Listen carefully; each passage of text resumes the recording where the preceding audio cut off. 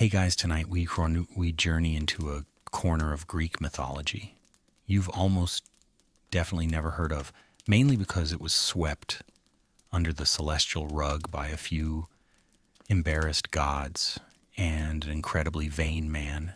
Picture this: Elysium, the luxurious afterlife reserved for heroes, poets, and anyone who died fabulously.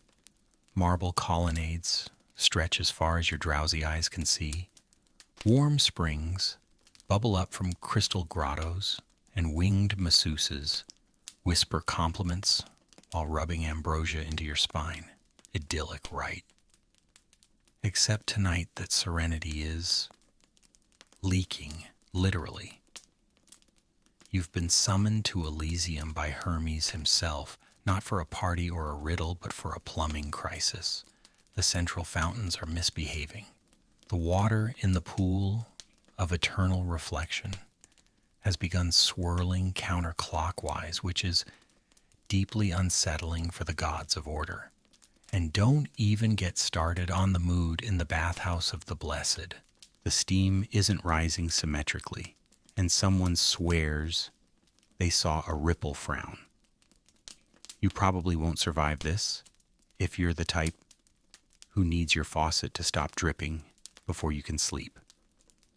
So before you get comfortable, take a moment to like the video and subscribe, but only if you genuinely enjoy what I do here. And while you're at it, let me know where you're tuning in from and what time it is there. I love knowing where these little nighttime journeys find you.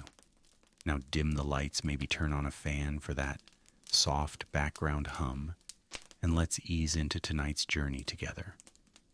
You're already standing at the edge of the garden of the fortunate. Golden pomegranate trees sway gently in a breeze that smells like orange blossoms and ancient confidence. In the center of it all lies a wide stone plaza with a fountain so elaborate you assume it's decorative. Wrong. This is the heart of Elysium's waterworks, a gift from Poseidon after he lost a bet involving dolphins' dice and a very persistent nymph. Historians still argue whether it was technically cheating. You walk around the fountain's edge, careful not to slip on the wet marble. Something is off. The water isn't gently burbling in symmetrical arcs like it usually does. It's frothing, hiccuping, and producing tiny sulking geysers, one even size. At your feet is a faint humming sound. You kneel and place your hand on a warm ivory tile engraved with a spiral pattern, an old hydrological rune. The whole system is alive, but not in a good way. It's like the afterlife equivalent of hearing your radiator clank at 2 a.m. An elderly shade in a toga gestures frantically from the edge of the courtyard. He introduces himself as Amphitryon the Lesser, distinguished mostly by being the fifth Amphitryon to enter Elysium without a dramatic monologue. He's been the informal caretaker of the fountains for a few centuries and insists that ever since the echoes started, things have gone soggy. Echoes. He nods. Voices in the pipes he whispers, but only one word at a time, and always in the most inconvenient places. The showers. The thermal vents. Once during Persephone's poetry hour. You give him a sympathetic nod. He offers you a scroll, hand-inked and slightly damp, charting the recent disruptions in Elysium's water systems. You scan the symbols: bathhouse overflow, ritual mist failure, sauna, cold snaps. Then in faded ink at the bottom, crying tub, mirror water receding. There's a pattern here. All the disturbances seem to ripple outward from one old but elegant wing of Elysium, a place called the Reflectorium. As you begin walking toward it, your sandals squelch softly with each step. You pass groves of ghost olive trees and reclining heroes who eye you with mild concern and mild annoyance. This is supposed to be their rest time after all. One of them, a poet with ink-stained fingers and a laurel crown, mutters something about cursed plumbing killing the vibe. By the time you reach the reflectorium, it's clear something profound has gone wrong. A narrow stream that once sang like wind chimes now wheezes like a forgotten flute. The once crystal clear reflecting pool is murky, disturbed from beneath with small, slow-moving whirlpools that make the surface look like it's thinking poorly. You dip a finger in. The water's warm, too warm. Not just in temperature, but emotionally. There's a bitterness to it. If feelings could ferment, this would be a barrel of aged self-pity. You lean in. A faint ripple parts just for a second, and you glimpse a face, looking back, not yours. Not any of the lounging souls. This one is sculpted, glowing framed in flowing hair and cheekbones that could slice ambrosia cake. And then it vanishes, leaving only a whisper echoing up from the pool, beautiful. A chill runs down your spine. That wasn't a compliment. It was a warning. Because you know that voice. Everyone in the myth world does. That was him. Narcissus. Somehow impossibly the prince of self-adoration is back, and he's taken up residence in the plumbing of paradise. You trudge through the steamy marble archways of Elysium's spa district towel-draped shades, wandering past with cucumber slices on their eyes and a distinct air of divine entitlement. This is the bathhouse of the blessed, a complex older than most mortal civilizations gifted to the heroic dead, as a place to quite literally soak in their glory. Steam billows from circular vents in the floor scented with thyme sage and whatever Zeus happens to be mood vaping this decade. The atmosphere is normally serene, punctuated only by soft harp music and the clink of gold goblets. But tonight, it's chaos in silk robes. One demigod is frantically wringing out his toga near the central atrium. Another is arguing with a dryad over towel etiquette. And in the far corner, a muse appears to be trapped inside a mist vortex, dramatically reciting half-finished odes. You follow the trail of damp footprints until you reach the epicenter of the complaints. Tub 14, the largest and oldest of the 22 sacred baths. It's shaped like a scallop shell and lined with etched obsidian tiles that shimmer faintly with every compliment whispered in its vicinity. Historically, this was the favorite soak of philosophers and inventors, a place where Euclid once spent 7 years trying to geometrically bisect a steam ring. Right now it's gurgling in slow-motion despair. Hot water drips from above, cascading over the lip and pooling on the mosaic floor below. The overflow channels aren't working. The runes along the base are flickering, irregularly sputtering like a god with stage fright. You spot a small crowd of anxious bathers forming a polite line waiting to be reassigned to less glorious but operational tubs. One ghostly figure grumbles about being demoted to tub 8, which historically served as a foot rinse for Cerberus. Rough. You kneel beside the drain, peering into the depths. At first it's just blackness, then a shimmer, then a whisper curling through the air like scented mist. Mine. You pull back instinctively, that voice again. Narcissus, one of the attendants, a ghost with a clipboard and an air of eternal resignation, shuffles up beside you. This tub's been emotionally unstable, he mumbles. We tried recalibrating the steam vents, recharging the pride crystals, nothing helped. And someone left behind a pearl comb. It keeps floating back up, even when we weigh it down with modesty stones. You glance into the water again. Sure enough, the comb bobs lazily on the surface, its teeth bent just enough to suggest divine misuse. A delicate strand of hair, golden and somehow still silky, clings to one edge. The drain burps. The whisper returns. Reflection. A goddess storms past, clutching her towel with theatrical indignation. Do you know how hard it is to achieve eternal radiance? With foggy steam, she snaps at no one in particular. I look like a moist goat. You mutter an apology you don't owe and return your attention to the tub. The water's not just overflowing, it's resisting being drained.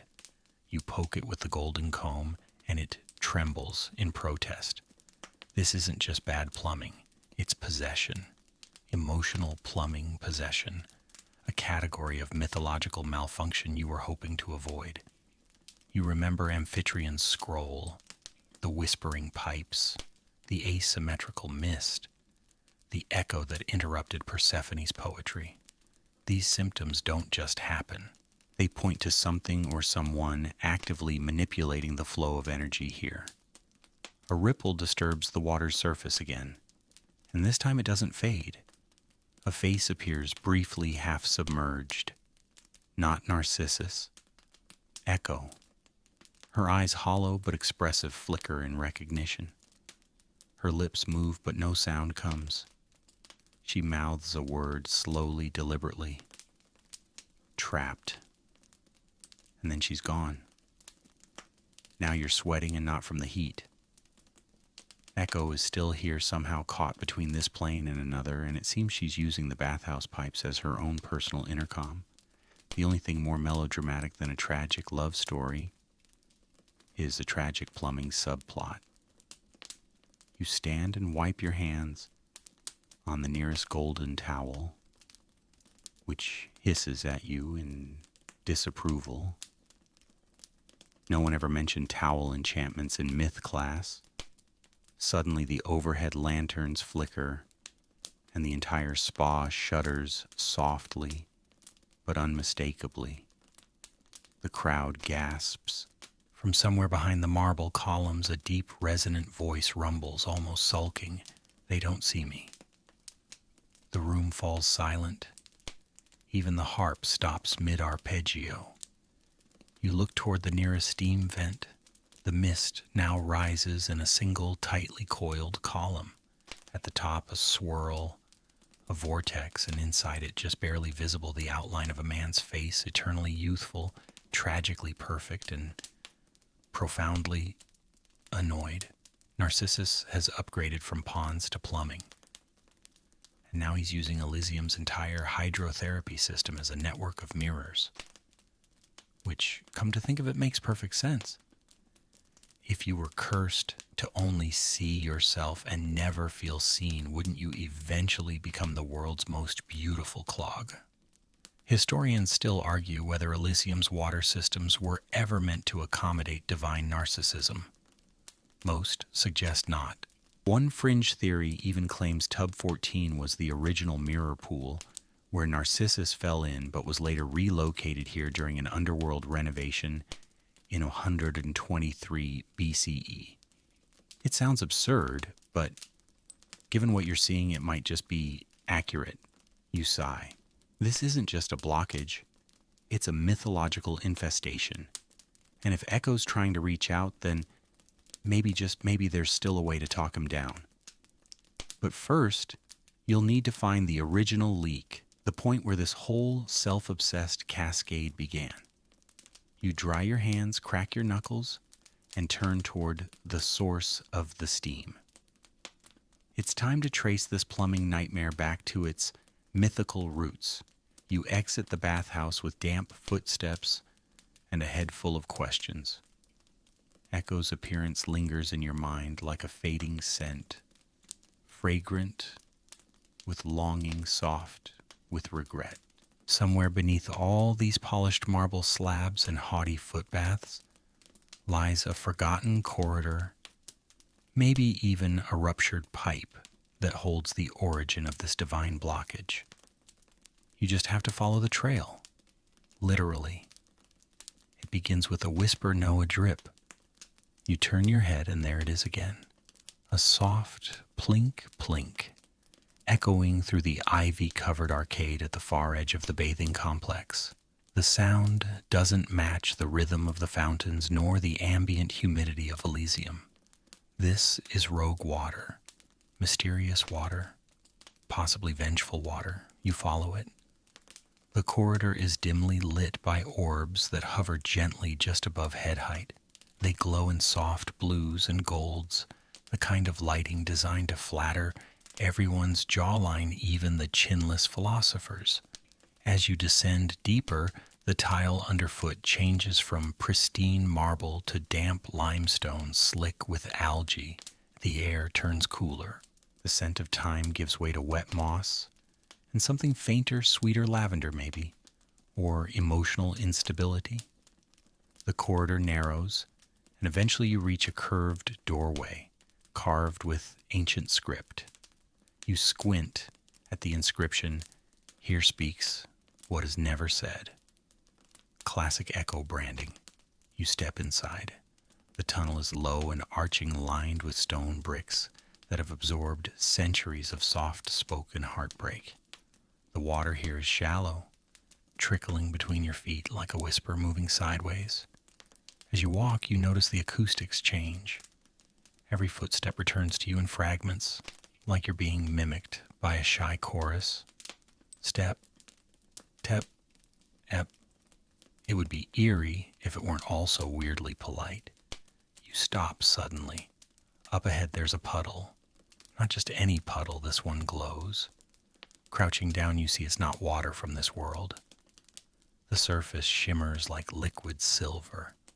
A thin stream flows toward it from an unseen source, feeding it drop by drop. The glow pulses softly each time a new drop lands, like it's alive. And when you look closely, really closely, you see a face just beneath the surface. It's not Narcissus this time, it's Echo again. But now she's clearer. Her face is framed in sorrow, her mouth moving in silent repetition. And for the first time, her voice reaches you fully. He never left. You flinch, almost slipping. But she continues, her voice now circling the chamber in rhythmic waves. He stayed, for reflection, for silence, for self. She's trapped in the pipe system, not metaphorically.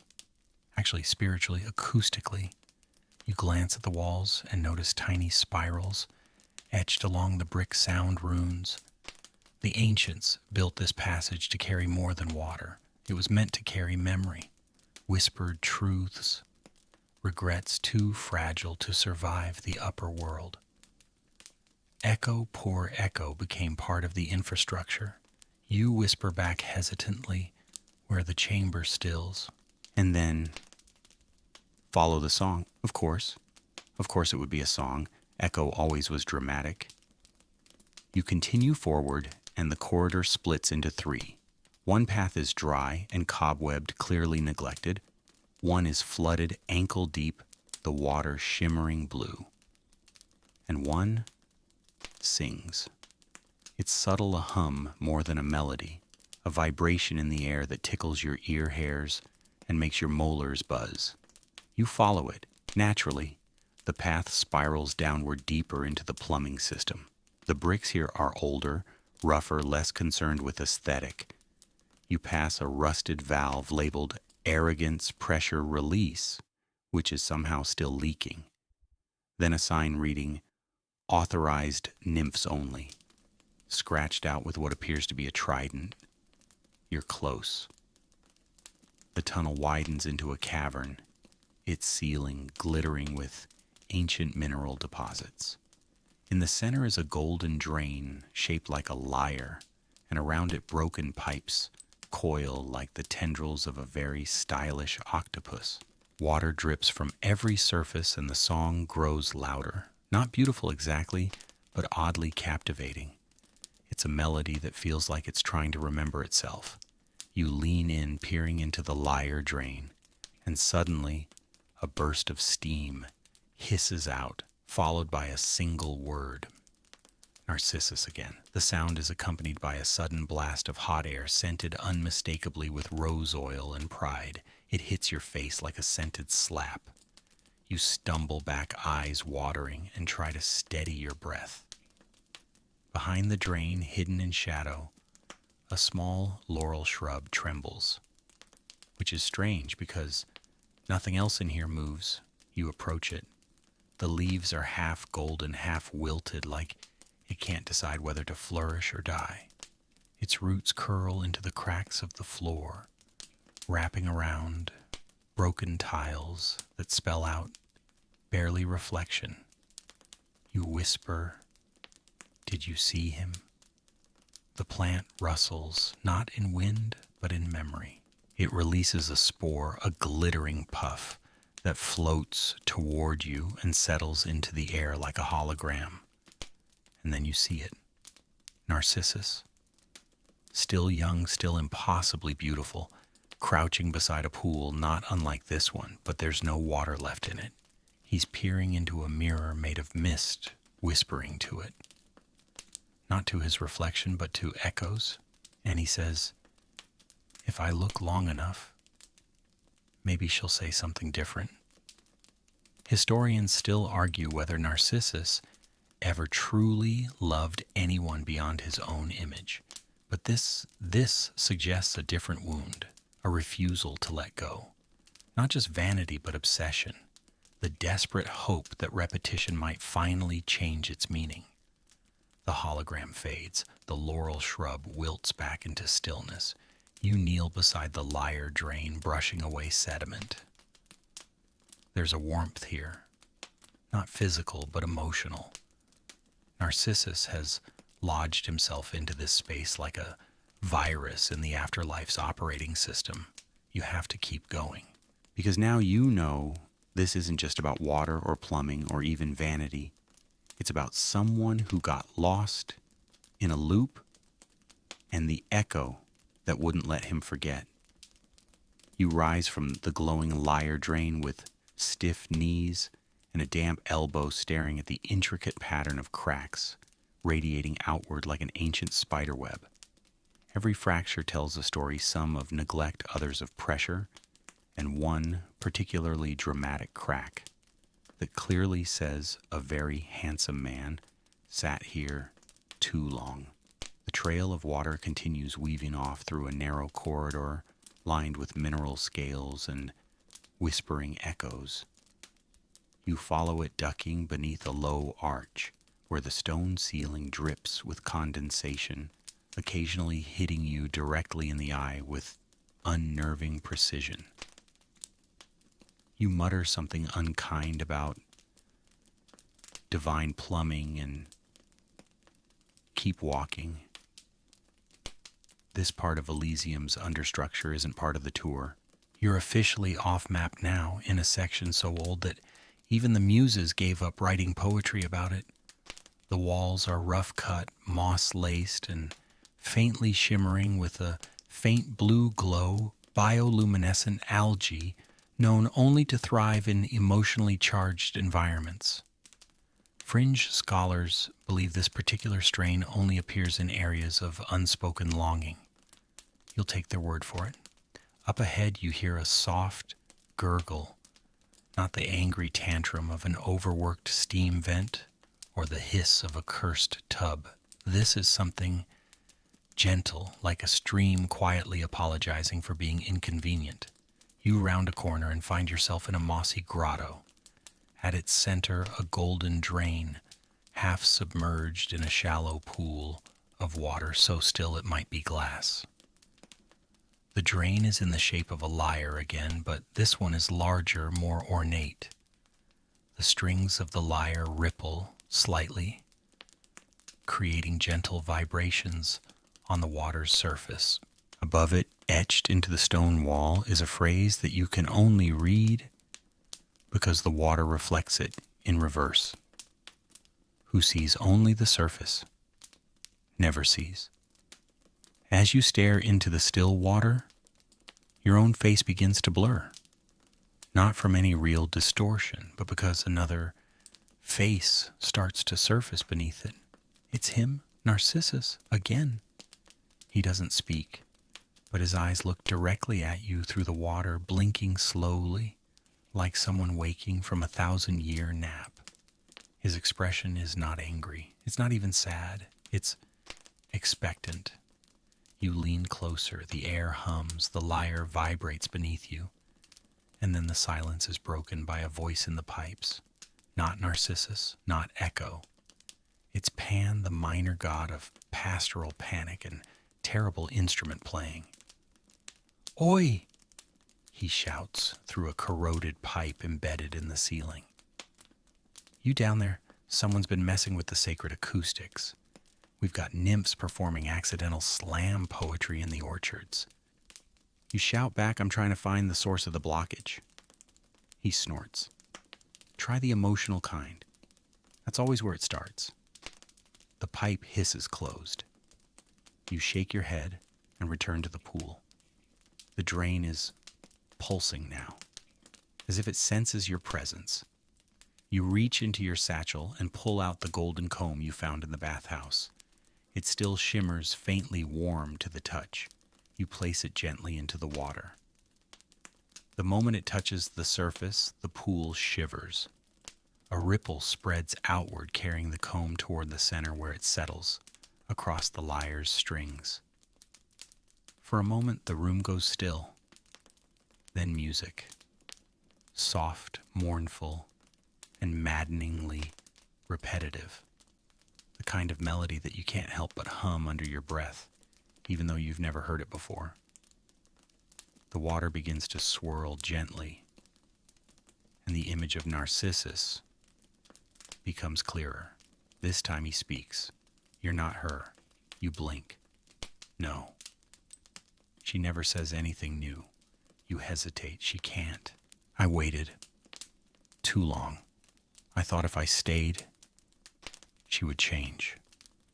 The music grows louder, melancholy wrapped in reverb. Historians still argue whether Narcissus's curse was punishment or protection. Some say he was doomed to fall in love with his reflection to save the world from a much worse fate, a romance that would have caused a cosmic ego collapse. Fringe theorists claim this was all Echo's doing, a final act of passive-aggressive sabotage. No one agrees. But here he is anyway, still waiting, still listening for a new word. You speak gently, your voice matching the rhythm of the drain. She's here. She remembers. He flinches. The water trembles. For the first time, his perfect composure wavers. But she's not speaking to you. You continue. She's speaking through you. Through this. Through the plumbing. The lyre drain begins to glow. The comb rises now, vibrating with magical resonance. Echo's voice rings out, not in fragments this time, but in a full sentence. Leave the mirror, and I will follow. Narcissus stiffens. The music halts. The pool begins to drain, slowly pulling his image downward. He stares at you, panicked. What if I disappear? You shrug kindly. Maybe you're not the only beautiful thing anymore. The image fades. The water drains completely. The golden comb clatters to the floor, now ordinary. The lyre drain lets out a long, contented sigh. From the corner of the grotto, a door creaks open. It wasn't there before, because of course it wasn't. It reveals a narrow hallway carved from obsidian and lined with flickering torches. At the far end, you glimpse movement, a soft silhouette. Slender, watchful, waiting. You pick up the comb, slip it back into your satchel, and step through the door. Because Echo didn't just give you a clue, she gave you a direction. And something tells you the real story is about to begin. You step into the obsidian hallway, and the door behind you seals itself. With a soft thunk, no lock, no handle, just a gentle but unmistakable sense that there's no turning back. The air is different here. It doesn't smell like damp moss or ego-infused bathwater anymore. It smells like something older, like dust that remembers. Your footsteps echo with surprising clarity. Every soft tap bounces off the walls, folding back onto itself. The sound doesn't dissipate. It lingers, curling around your ears like an unfinished thought. You murmur, "Hello," and instantly regret it. The hallway throws your voice back at you in 10 different versions, each slightly off, as if trying to guess what you really meant. Hello, hollow, shallow, slow. Echo's signature, you think. She's woven into the architecture here. The silhouette you saw earlier remains just ahead, floating almost but never quite resolving into a person. You speed up. So does it. You slow down. It waits. But every time you blink, it shifts just slightly, like a thought you almost remembered. Then, without warning, the hallway spills into a circular chamber. This one is unlike any part of Elysium you've seen so far. Gone is the pristine marble and glowing fountains. This is a space of quiet memory. It's earthy, built from sun-baked clay and woven reeds. A laurel shrub grows in the center, its leaves half withered and curling in on themselves, as if embarrassed to still be alive. A single tiny spring bubbles at its base, feeding a trickling stream that runs across the floor and into a cracked channel carved long ago. You crouch beside the laurel. It's dry, not dead but grieving. You brush your fingers over one of the lower leaves, and as you do, a whisper curls out of the soil like steam. He loved the echo of himself, but not the echo of others. You look up. The silhouette is gone, or maybe it's watching. You follow the trickling stream, which now glimmers faintly with that familiar silver-blue hue of magical water. The channel it flows through is clearly ancient. Carvings along its length show a young man seated beside a still pond, his face drawn in such excruciating detail it's hard to look away. Around him, women nymphs, you assume, look on with expressions of admiration, frustration, and finally resignation. But at the very end of the channel, the carvings change. Now the young man is alone. His face in the water no longer mirrors him, it resists him. Waves distort the image. The final panel shows a single word carved beneath the scene, still. It's ambiguous, as most ancient inscriptions tend to be. Still as in peaceful, still as in motionless, or still as in ongoing. Historians still argue whether this panel represents the end of Narcissus's myth or a continuation the world forgot. One fringe scholar claims it shows a second punishment one where Narcissus was cursed not only to fall in love with himself, but to endure the silence of his own reflection for eternity. You're beginning to think they might have been onto something. You follow the stream further. It disappears into a jagged crack in the wall, barely wide enough for your shoulders. With a sigh and a deep breath, you squeeze through. It's damp and dark and lined with minerals that sparkle faintly, as if trying to light the way without making too much noise. You crawl forward on hands and knees, and just when you think your legs will fall asleep forever, you emerge into a chamber that is simultaneously too large and too quiet. A mirror pool lies at the center. This one is different. Its surface is not just still, it's frozen. Not with ice, but with memory. Images flicker just beneath it, a smile, a shoulder turned coyly, a tear sliding backward up a cheek. Echo's memories, Narcissus's reactions, a loop played out so many times the mirror gave up. You approach the edge, careful not to step too close. Your reflection doesn't appear. Instead, a dozen faces look up at you. All versions of Narcissus. Different ages, different moods. Some smiling, some weeping. One bizarrely appears to be adjusting a cravat, and then the current version floats upward. He looks older, not in years, but in energy, tired, dimmed, less enchanted with his own perfection, as if even he has grown weary of the same flawless features. He doesn't speak, but he raises one hand to the surface, palm up, like he's offering something. You hesitate, then place your hand just above his, not touching, just parallel. A tremor moves through the water. The mirror ripples. The other faces vanish. In their place appears a pipe, a sleek golden spiral rising from the depths of the pool. It rotates slowly, creaking with the weight of 1,000 unspoken apologies. Then you hear it. Echo.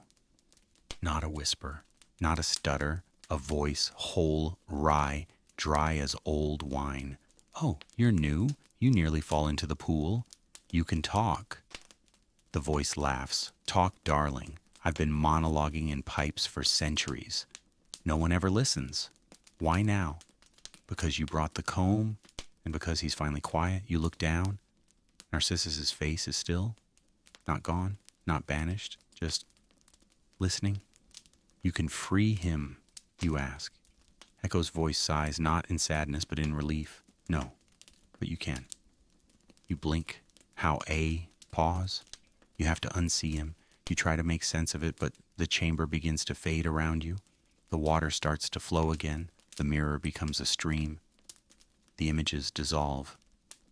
You look back at Narcissus one last time. He's fading too. And for the first time, he doesn't look afraid. You stumble backward from the mirror pool, eyes blinking rapidly, as if trying to clear a fog, not from your vision, but from your understanding. You have to unsee him. Echo's voice lingers in your ears, soft but stubborn, like a tune you don't like but can't stop humming. You glance once more at the now ordinary water. Narcissus is gone, vanished like steam off a morning bath. Only the ripple remains concentric circles, radiating out as if the myth itself just sighed. There's no more image, no more reflection. Only yourself, now faintly visible and uncomfortably human. The golden spiral pipe, his last offering, remains in place. It glows with an inner heat, yet when you reach out and touch it, it's cool, solid. It hums faintly, and you realize this isn't just a pipe, it's a conduit, a memory tube, a physical manifestation of self-regard that's been warped into a monument of mythological plumbing failure. You step forward and follow the golden spiral as it gently ascends through a corridor carved into natural stone. Not polished marble this time. This path feels raw, honest, the kind of place where truths don't wear eyeliner. Eventually the spiral levels out and you emerge into a chamber that is less glamorous but more alive. Moss hangs from the ceiling like lazy green confetti. In the center of the room, a raised dais supports a small, once still pool, now gurgling quietly to itself, like a content baby pond. This must be the spring of the self-absorbed, a name you didn't make up but deeply wish you had. You kneel beside it. The water is clear but not reflective. It shows movement, not mirrors. You see ripples, eddies, faint images of riverbanks and floating petals. This is where Narcissus spent his myth, transfixed, paralyzed, looping endlessly into his own gaze. But now, with the spell broken, the pool has returned to its natural state, a source of flow, not fixation. You reach into the water. It's warm, pleasantly, so like the exact right temperature of a nostalgic memory. When you pull your hand out, nothing follows, not even the trace of Narcissus. He's really gone, or rather, he's dispersed. No longer caught in the stillness, no longer clogging the plumbing with metaphysical yearning. A rustle nearby pulls your attention. You turn and realize you're no longer alone. Half a dozen water nymphs are watching you from behind a curtain of reeds. Their eyes are wide and unblinking like overly hydrated owls. One of them steps forward. She's clad in a gown made of flowing reeds and morning dew. her voice like water over pebbles. You touch the pool, she asks, incredulous. Yes, you reply, but don't worry. I washed my hands first. The nymphs don't laugh. Humor appears to be banned in their union. Another one sighs and mutters, We told them this would happen. Ever since he clogged the main reflection valve, we've been rerouting steam through the lily basins. You blink. There's a reflection valve. The lead nymph rolls her eyes. Of course, there's a reflection valve. Do you think gods maintain their cheekbone symmetry without infrastructure? You nod solemnly, partly to show respect, partly because you're still trying to picture how a valve controls cheekbones. Another nymph steps forward and whispers something in the leader's ear.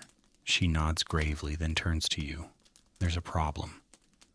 What kind? The pool may be flowing again, but the upstream system, the divine distribution network, is still misaligned.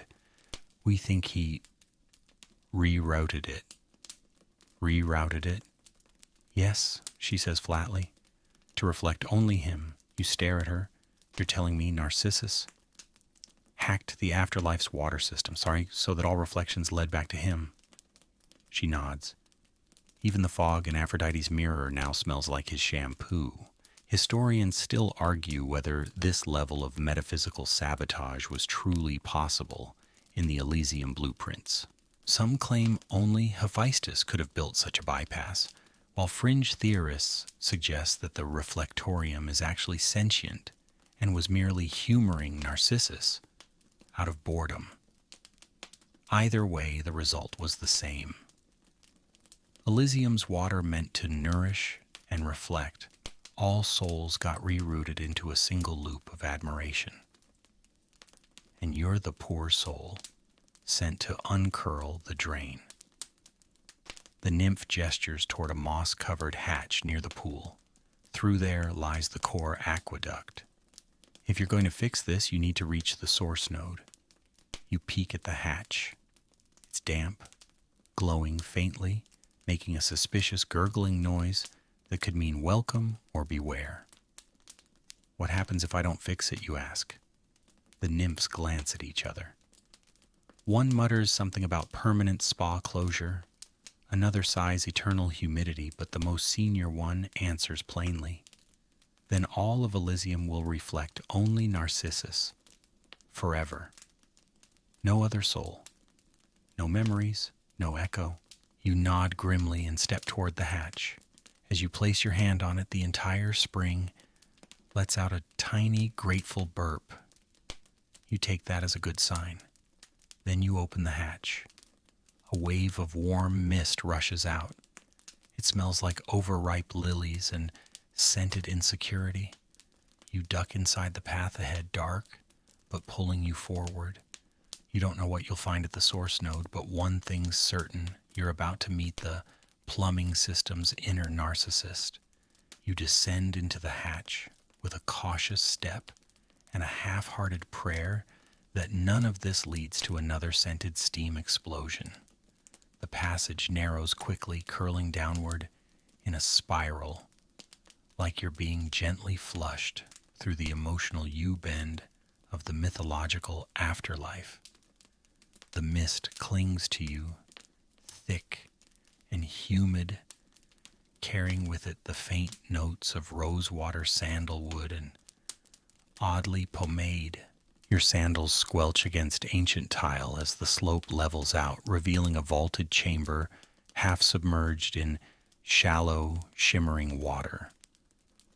This must be the core aqueduct, though it feels more like a forgotten cathedral than a utility space. The ceiling curves overhead like an inverted bowl, and from its center hangs a chandelier made entirely of polished obsidian droplets, each one reflecting a different version of your face. You blink, and suddenly you're frowning, in one smirking in another, yawning in a third. The reflections don't match. They ripple slightly out of sync as if they're guessing who you really are. You ignore the chandelier. You've had enough face drama for one eternity. The water is warm and oddly weightless, swirling lazily around your ankles. Every now and then, a soft vibration pulses through it like the whole aqueduct is exhaling. You step forward, careful not to disturb the surface too much, and ahead you see it, the source node. It rises from the center of the chamber like a fountain that forgot how to be cheerful. A spindly column of white stone coiled in golden piping, covered in valves and strange dials, carved with faces, all of which appear to be weeping, laughing, or admiring themselves in smug silence. The central panel bears an inscription in deeply dramatic lettering. To reflect is divine. To overdo it is this. You wade toward it, but before you can touch a single valve, a voice interrupts you. Well, someone finally made it past the spa nymphs. You freeze. The voice is deep, velvety, and self-assured in a way that suggests its owner moisturizes hourly. You turn slowly, and there he is. Narcissus standing waist-deep in the water, perfectly dry. Naturally, he's wearing a tunic of cascading silver threads, stitched with what looks like microscopic mirrors. His hair is a controlled disaster of soft waves, and his face, well, it's as perfect as ever. But there's something new in his expression now. A tiredness around the eyes, a small crack in the marble. You look different, you say, cautiously. I've been thinking, he replies, which seems both unlikely and dangerous. You glance at the valves again. About what he steps closer, water parting like it doesn't dare touch him. About why no one ever stayed, why Echo left, why the gods stopped visiting, why even the steam eventually stopped rising in admiration. You raise an eyebrow, and I assumed they were all jealous, but now he trails off, eyes flicking to the chandelier above. Now I think I may have over-centralized the reflection protocol. You blink. You're admitting fault. He waves a hand. Not fault, just emphasis. I emphasized myself excessively. You can't help it, you snort. He glances at you. It was a mistake, I see that now. The source node was meant to reflect everyone's soul, not just mine. I got greedy, and maybe lonely. The water pulses again, this time stronger, as if the node itself is reacting to his words. Historians still argue whether Narcissus ever had true self-awareness, or whether moments like this are elaborate illusions.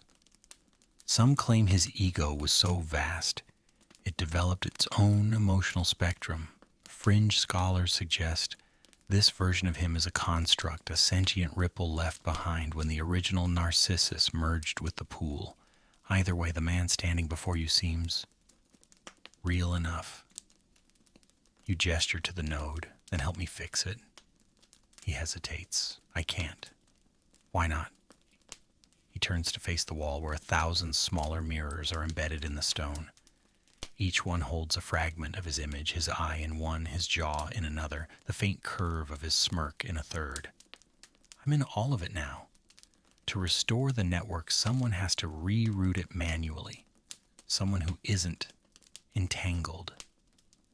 You look around. And who exactly is supposed to do that? He smiles faintly. You. Oh, of course.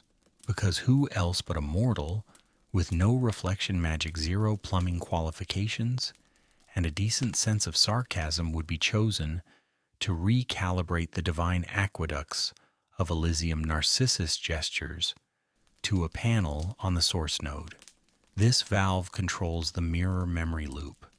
You'll need to reset it to neutral, then activate the collective reflection matrix. And finally, most importantly, you must look away as the system realigns. If you watch, it reverts to me. Of course it does, you mutter. You approach the panel, hands hovering over the levers and runes. Each one pulses gently, awaiting your touch. The mirror faces carved into the stone watch you silently. Ready? He asks. You nod.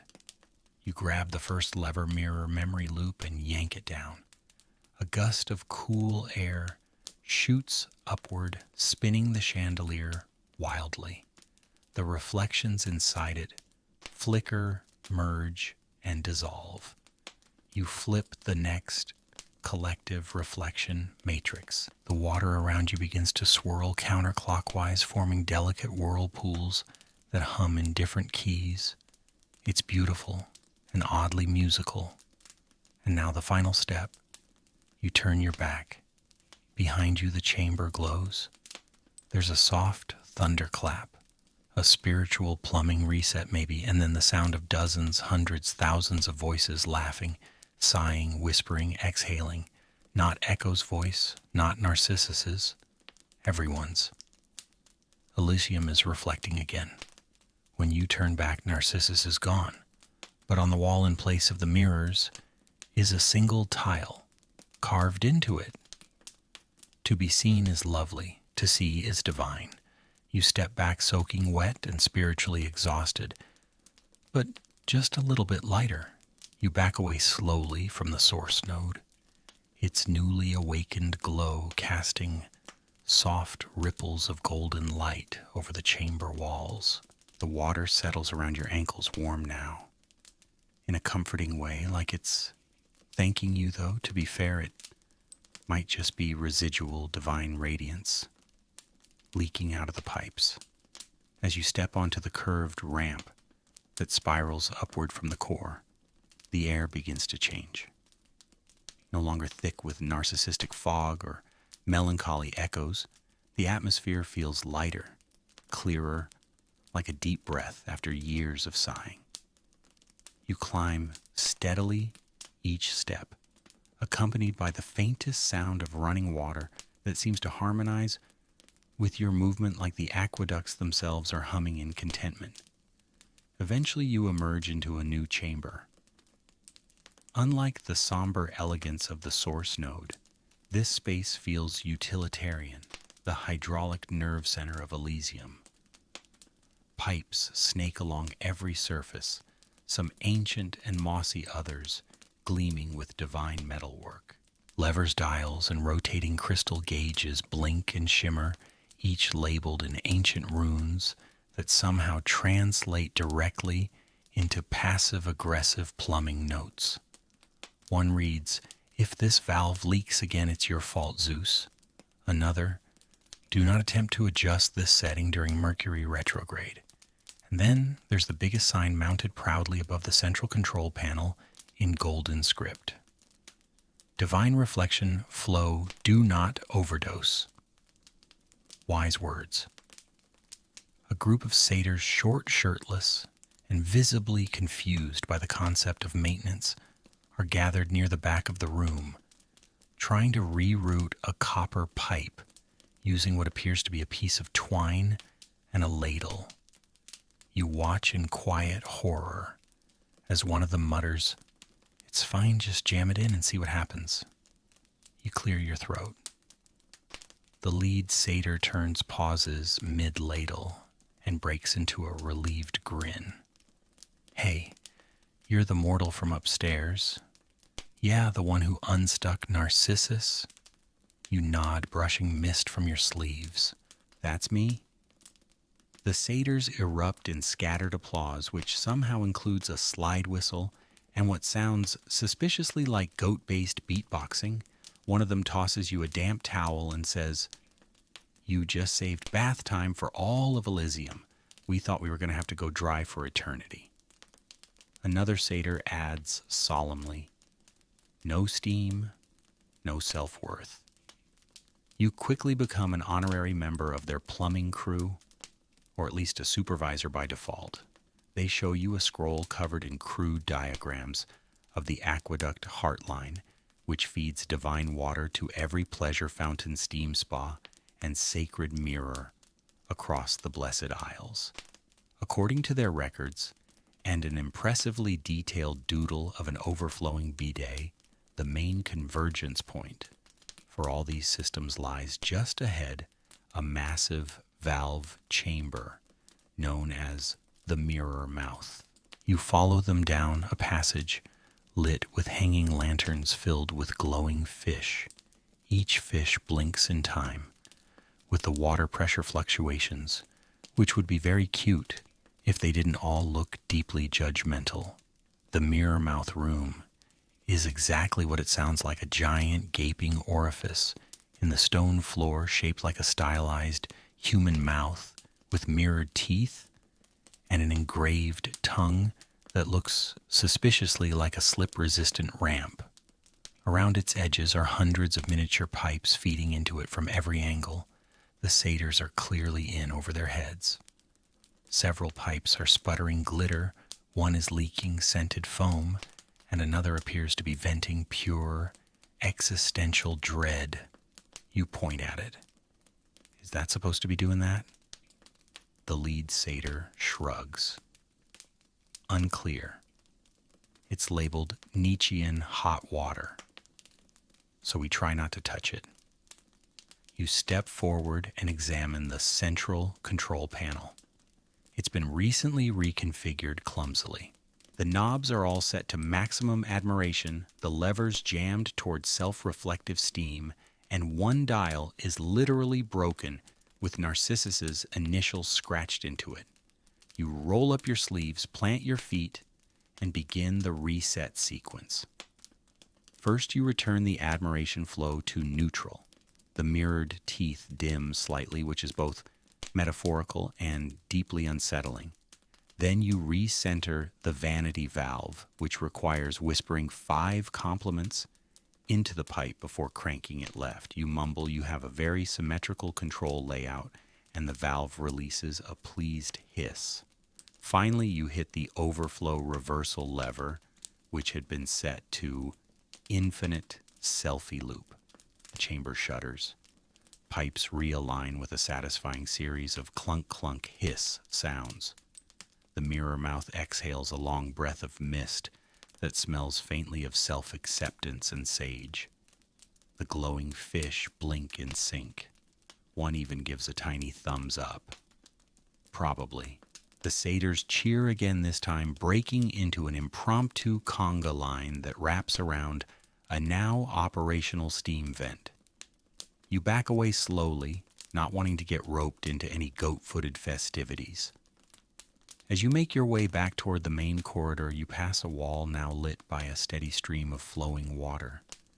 Images shimmer across its surface, heroes at rest, poets composing nymphs, bathing even a minor god, crying tears of joy into a loofah. Elysium is flowing again, and more importantly, reflecting again not just Narcissus, but everyone. At the end of the corridor, a sign appears above the exit in golden letters. Thank you for restoring the plumbing. You may now resume self-discovery. You laugh softly, shake your head, and push open the door. The door opens not into another steamy corridor or aquatic disaster zone, but into sunlight. Actual sunlight. You blink against it momentarily, unsure whether you've just walked into an Elysian hallucination or a very expensive mirror ad. But no, it's real.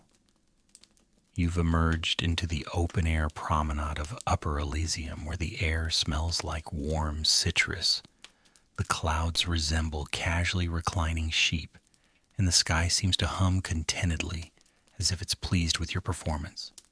You step onto a wide pathway of polished onyx, veined with gold, and ahead a gentle slope leads to a sprawling pavilion where a crowd is gathered. Nymphs, demigods, spirits of legend, they're all mingling, soaking up the first properly balanced light and water distribution the afterlife has seen in centuries. Steam wafts in elegant ribbons from a dozen functioning baths, now emitting pleasant fragrances instead of mournful sighs. A glowing signboard flickers to life nearby, hydraulic harmony restored. Beneath it, in smaller script, please report any new egotistical whirlpools to your local water muse. As you stroll through the crowd, there's a distinct change in the atmosphere, not just in the temperature or humidity, but in the mood. The long-standing frustration that had settled over Elysium like a soggy towel has lifted. Conversations are flowing again. Mirrors are behaving. And best of all, no one's reflection is pouting back at them in quiet judgment. You pass a side garden where Echo now stands. She's fully formed, no longer a whispering ripple or a flicker in a puddle. Clad in silver-gray robes that flutter in a breeze that seems to follow her, specifically, she watches the fountain in front of her, a new one modest in design, the water arcing just once before falling in soft droplets into a shallow bowl. She senses you and turns. Did it work? She asks, already knowing the answer. You nod. The reflections have reset. Narcissus is, well, somewhere. Echo tilts her head. Listening, I think. That's new for him. You glance around. The sky above the pavilion is now mirrored subtly on the surface of each fountain. But instead of repeating the same face over and over, they shimmer with a rotating array of expressions. Joy, awe, contemplation. The waters are reflecting the emotional truth of everyone they touch. An echo. She steps toward you, reaches into the fountain's basin, and lifts out a single echo drop, a rare type of droplet that carries a voice from the past. She holds it up to your ear. A whisper spills out. Thank you. It's Narcissus. But gentler this time. Not pleading, not self-obsessed, just grateful. Echo lets the drop fall back into the basin and smiles a sad, quiet kind of smile that comes from seeing a loop finally broken. I never hated him, she murmurs. He just never knew how to hear anything that didn't sound like his own voice. You nod slowly. And now he's learning. The silence helps. Historians still argue whether Echo's curse was ever truly lifted, or whether she found a way to reshape it, to turn passive repetition into a deeper listening. Some say her voice became the voice of the springs themselves. Fringe theorists insist she became the blueprint for all echolocations in subterranean divine architecture, but standing here you realize something much simpler. She stayed. She witnessed, and in the end, she outlasted the noise. You're about to ask her what comes next, when a commotion breaks out near the heated marble recliner pavilion. You turn to see a god stomping toward you, draped in a half-tied towel, and leaving a trail of wet footprints that somehow smell like crushed pomegranate and bad decisions. It's Ares, god of war, and apparently outrage over lukewarm spa water. This is an outrage, he bellows, gesturing wildly at a nearby mist pool. My steam is under-pressurized. I can't be intimidating in mild fog. You blink. Sir, I demand aggressive mist. I'm a war deity. I need high drama. A satyr scurries past with a wrench and mutters, "We're working on it." Ares turns and stomps away, slipping slightly on a sudsy tile, but regaining his dignity by flexing for no one in particular. You sigh. Echo chuckles. Some things can't be fixed. But the plumbing, can you say, watching a group of newly contented spirits soak in a now properly heated mineral pool. You wander toward the center of the plaza, where a modest statue has been unveiled. It's not of a hero or a god. It's a golden plunger. You stare at it squinting. Beneath it, an inscription, "To the mortal who reminded us." The ego clogs easily, but so does paradise. A cluster of bath attendants drape a garland over your shoulders. Someone hands you a goblet of fizzy ambrosia. And somewhere in the distance, a dolphin leaps from a sacred fountain in celebratory slow motion. You smile, not bad for a plumbing job. You take a long sip from the goblet of fizzy ambrosia and immediately regret it, not because it tastes bad, but because it tastes too good. like liquid nostalgia wrapped in honeyed stardust. There's a fleeting aftertaste of your best childhood memory, followed by a brief moment where you're 95 and inexplicably content with how everything turned out. You blink, shake your head, and set the goblet down.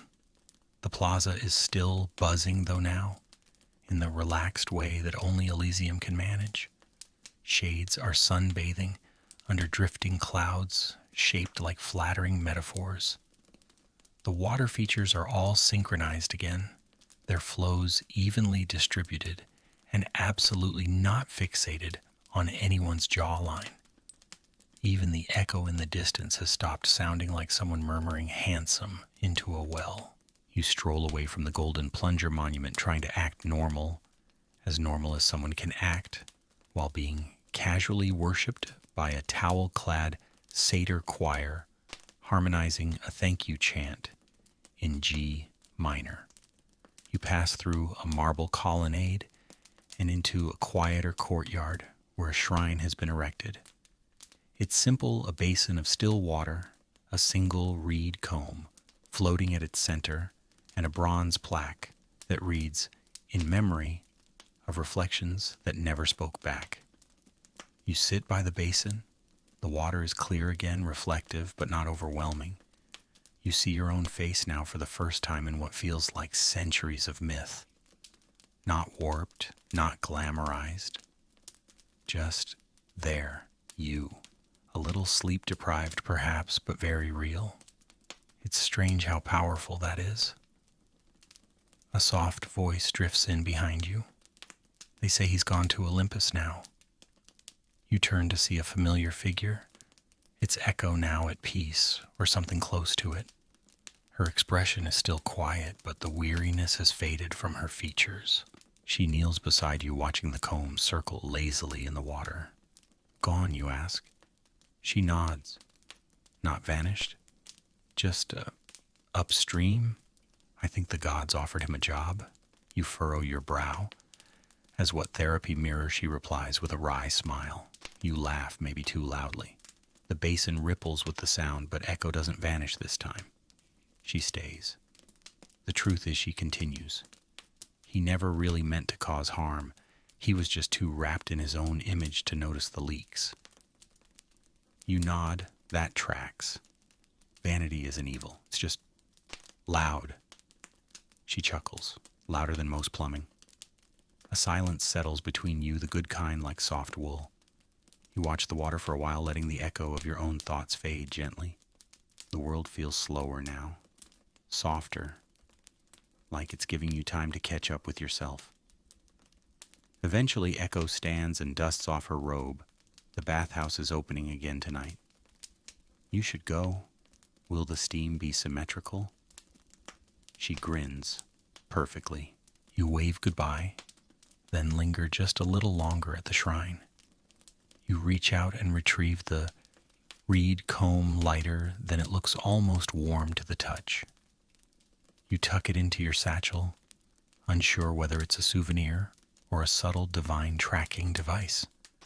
Back on the main path, spirits drift toward the newly restored steam garden where elegant mist coils like perfume in a ballroom. Harps play themselves. Nymphs distribute towels that adjust to your confidence level.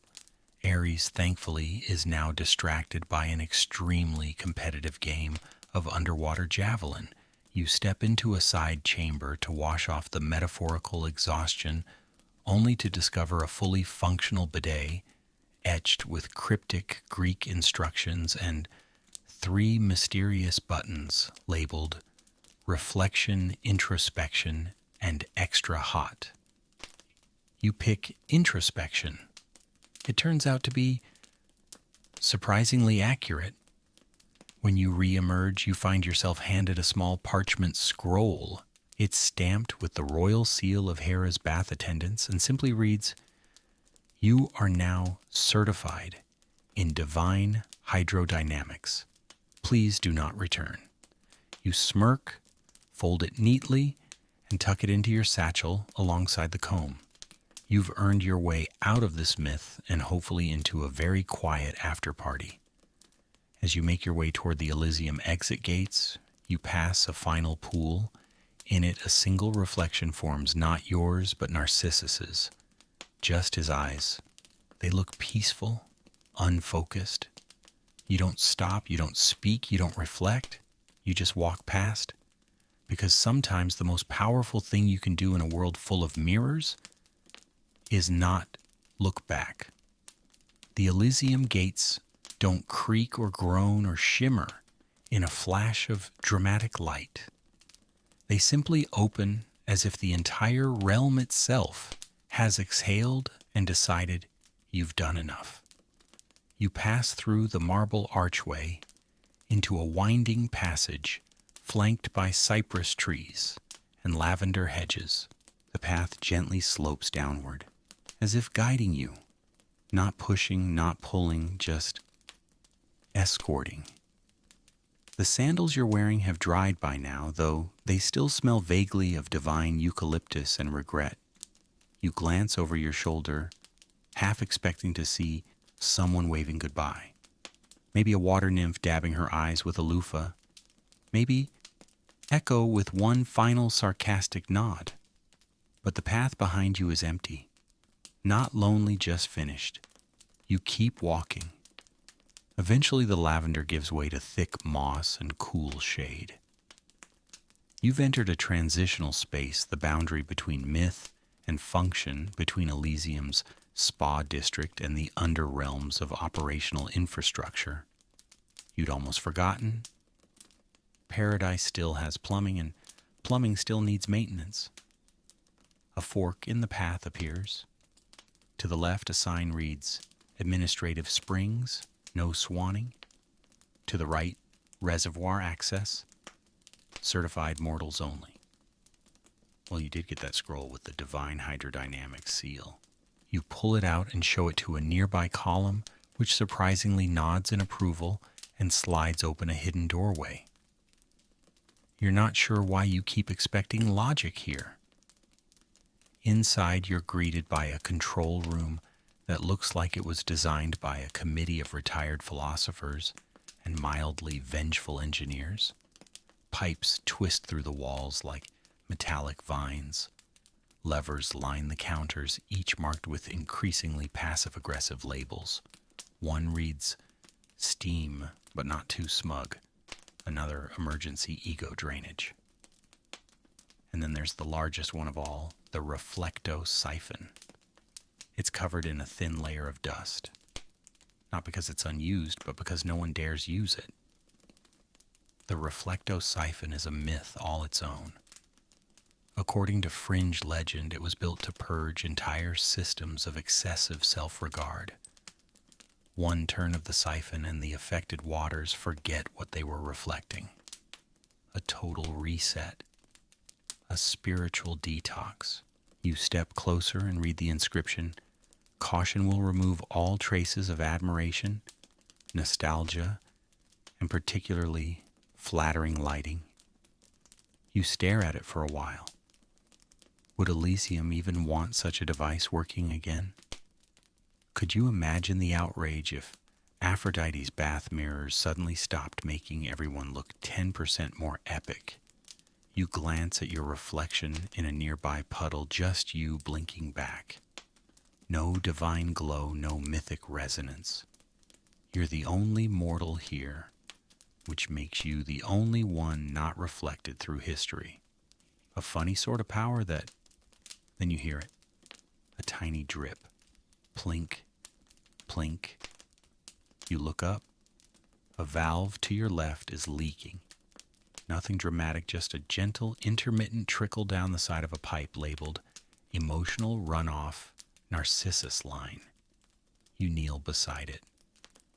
The water is clear but carries a faint glow. You recognize it.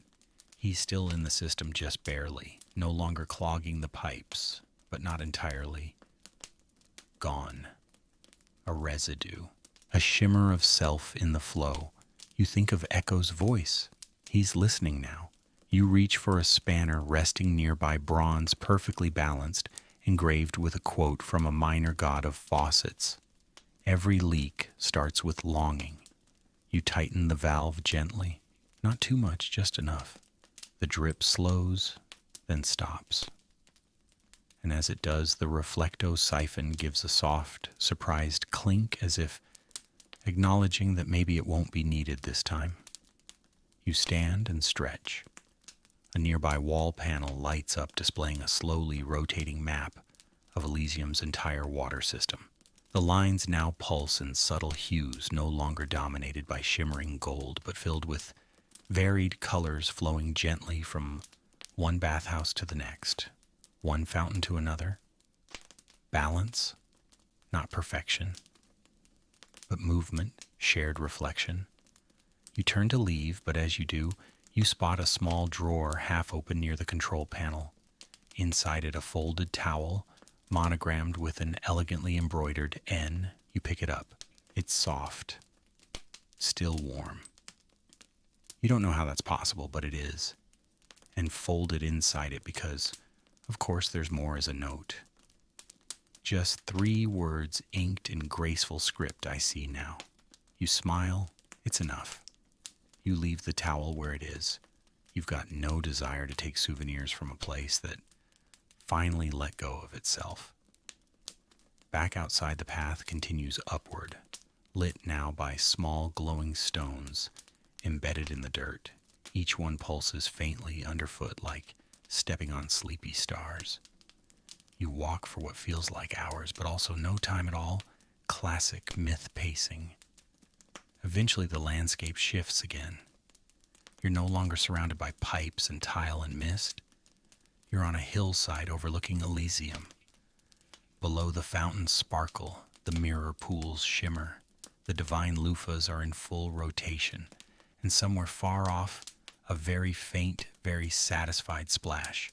You sit on a sun-warmed rock and exhale slowly, not a heroic sigh, not a weary one, just content. You sit for a while on that sun-warmed rock elbows, resting on your knees, gazing down at Elysium, the afterlife's most well-manicured paradise, now once again humming with balanced plumbing and divine temperature regulation. It's hard to believe that just hours ago, myth time, being what it is the entire hydraulic soul of this realm, was tangled up in a self-inflicted emotional blockage, shaped suspiciously like a man's jawline. But now the fountains arc cleanly, the steam rises in dignified plumes. The mirror pools have ceased their endless pouting loops.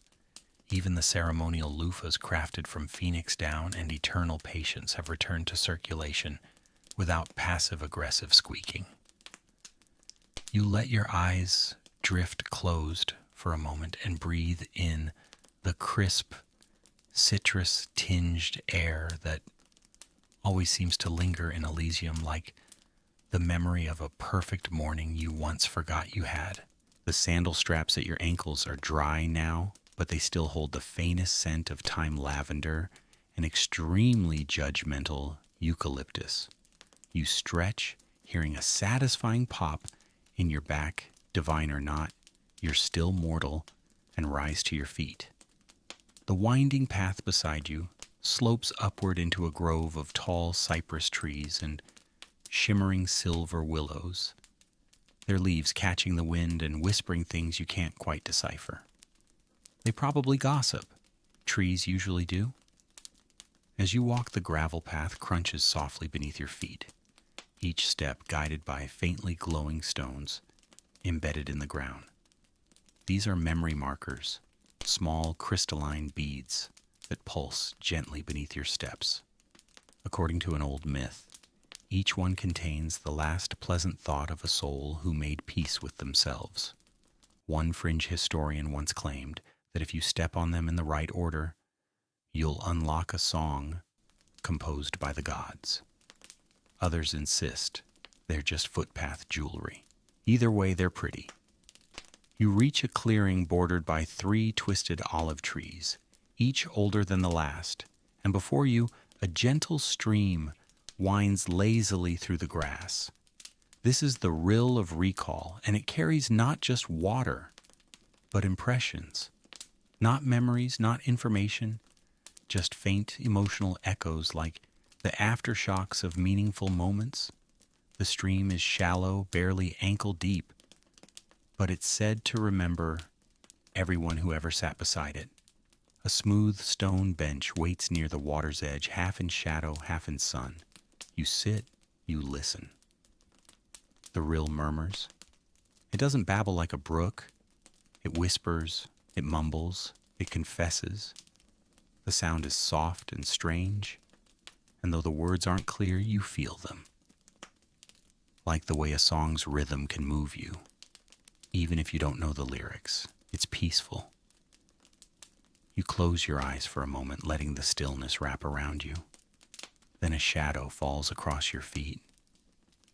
You look up to see a tall figure standing across the stream. A woman, calm, striking, draped in a robe that shifts color between slate gray and deep blue depending on how your eyes try to focus. She carries no staff, no glowing relic, no entourage of muses humming backup harmonies.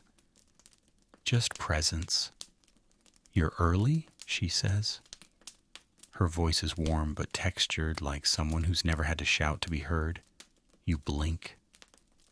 "I didn't think I was expected." "You weren't," she replies with a faint smile. "That's why it worked." She steps over the stream without disturbing it, a move that seems unfair but elegant. As she draws closer, you feel the air shift.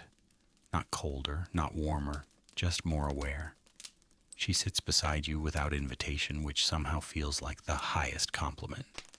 "I'm Hydrakeia," she says, minor goddess of metaphysical plumbing. Retired. Your eyebrows rise. You hadn't even known there was a goddess for such a thing. You're beginning to suspect that everything in the divine world has a specialist muses for song nymphs for mist, and now a goddess for unclogging the spiritual pipelines of paradise. "I think I broke your system," you say, then quickly add and fixed it. She chuckles. "You didn't break it." "He did. You just noticed." You nod slowly, watching the stream ripple across polished stones. "Why did it fall apart like that?" She leans back on her elbows, tilting her face toward the soft sun, because even perfection can't maintain itself forever, especially when it forgets to share. The silence stretches again, but it's the good kind, the kind that doesn't itch. You both listen to the rill for a while. You think you hear a laugh in it, then a sigh, then what might be the sound of someone remembering an old song from childhood. "I met Echo," you say, quietly. "I know," Hydrakeia replies.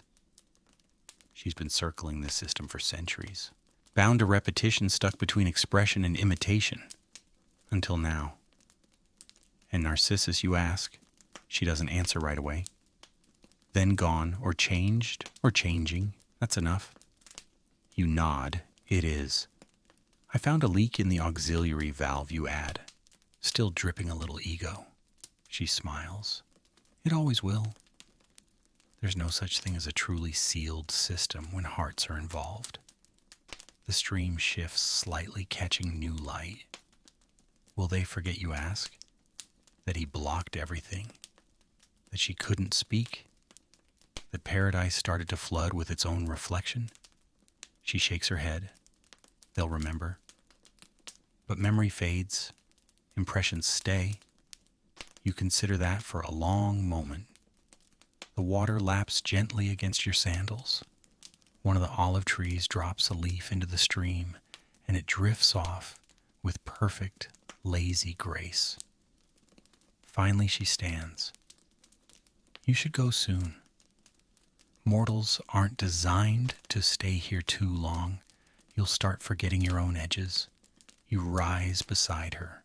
"Will I forget this?" She pauses. "No, but you'll remember it like a dream. Clear around the edges, soft in the middle. It'll come back to you in strange ways, like when you see your reflection in something you didn't expect. You glance at the rill one last time, and the plumbing, she grins. It'll hold. Until someone builds another myth on top of it. Then it's anyone's guess. You both laugh. It's a quiet, satisfied sound. As you walk away from the rill, the memory markers beneath your feet pulse a little brighter. You don't look back. There's no need. The story is still flowing. And somewhere behind you, echo speaks again. Not a repetition, not an imitation, but a simple truth carried on water. Thank you for listening. You follow the path that leads you away from the rill of recall, your feet crunching over the glowing stones, now dimming with every step like the slow shuttering of a theater after the final bow. The air has shifted again, fresher, lighter, as if Elysium itself is no longer holding its breath. For the first time since your arrival, you notice that even the birds are singing. Not dramatically, of course, just simple melodic chirps like someone gently sweeping a dusty corner of paradise. You're heading toward a region of Elysium, affectionately known as the reflection fields, a quiet expanse where the grass grows at exactly the right angle to frame every soul's best features, and the clouds above drift at a pace tailored to inspire daydreams. It was once a favorite spot for Narcissus himself, before he relocated into a plumbing pipe and made everyone's life slightly more poetic and significantly more humid. The landscape here is curated for contemplation. Every breeze feels intentional. The fields are divided by small, mirror-bright ponds, carefully spaced so that no two reflections interfere with each other. Before the plumbing crisis, these ponds mirrored souls, with gentle flattery, just enough enhancement to lift your self-esteem, but not so much that you'd get ideas. You pass one now and see your reflection flicker. In its surface, it's honest, a little tired, a little wiser. You're not alone. Up ahead, a group of muses are gathered in a circle. They're lounging in the grass, reading aloud from scrolls, while sipping beverages that probably contain an unreasonable amount of existential foam. One of them spots you and waves lazily. Hey, it's the mortal who unplugged the universe's prettiest mistake. You give a modest shrug. It's what any halfway competent person with a wrench and a high tolerance for emotional melodrama would have done. Another muse giggles. We've added a chapter to the Elysian plumbing manual. It's called When Reflection Becomes Infection. You nod, that tracks. One muse, older than the others, and visibly more sarcastic, beckons you over and hands you a scroll. It's a user guide, she says, for people who inherit mythological systems they didn't build. You glance at the first line, Step 1, don't panic. Step 2, assume it's symbolic, useful. They ask you to stay a while and reflect literally. It's a tradition in the reflection fields to lie beside a mirror pond and look into it until you no longer see yourself, but something larger, not grander, not divine, just larger, like the idea of yourself as part of something old and silly and beautiful.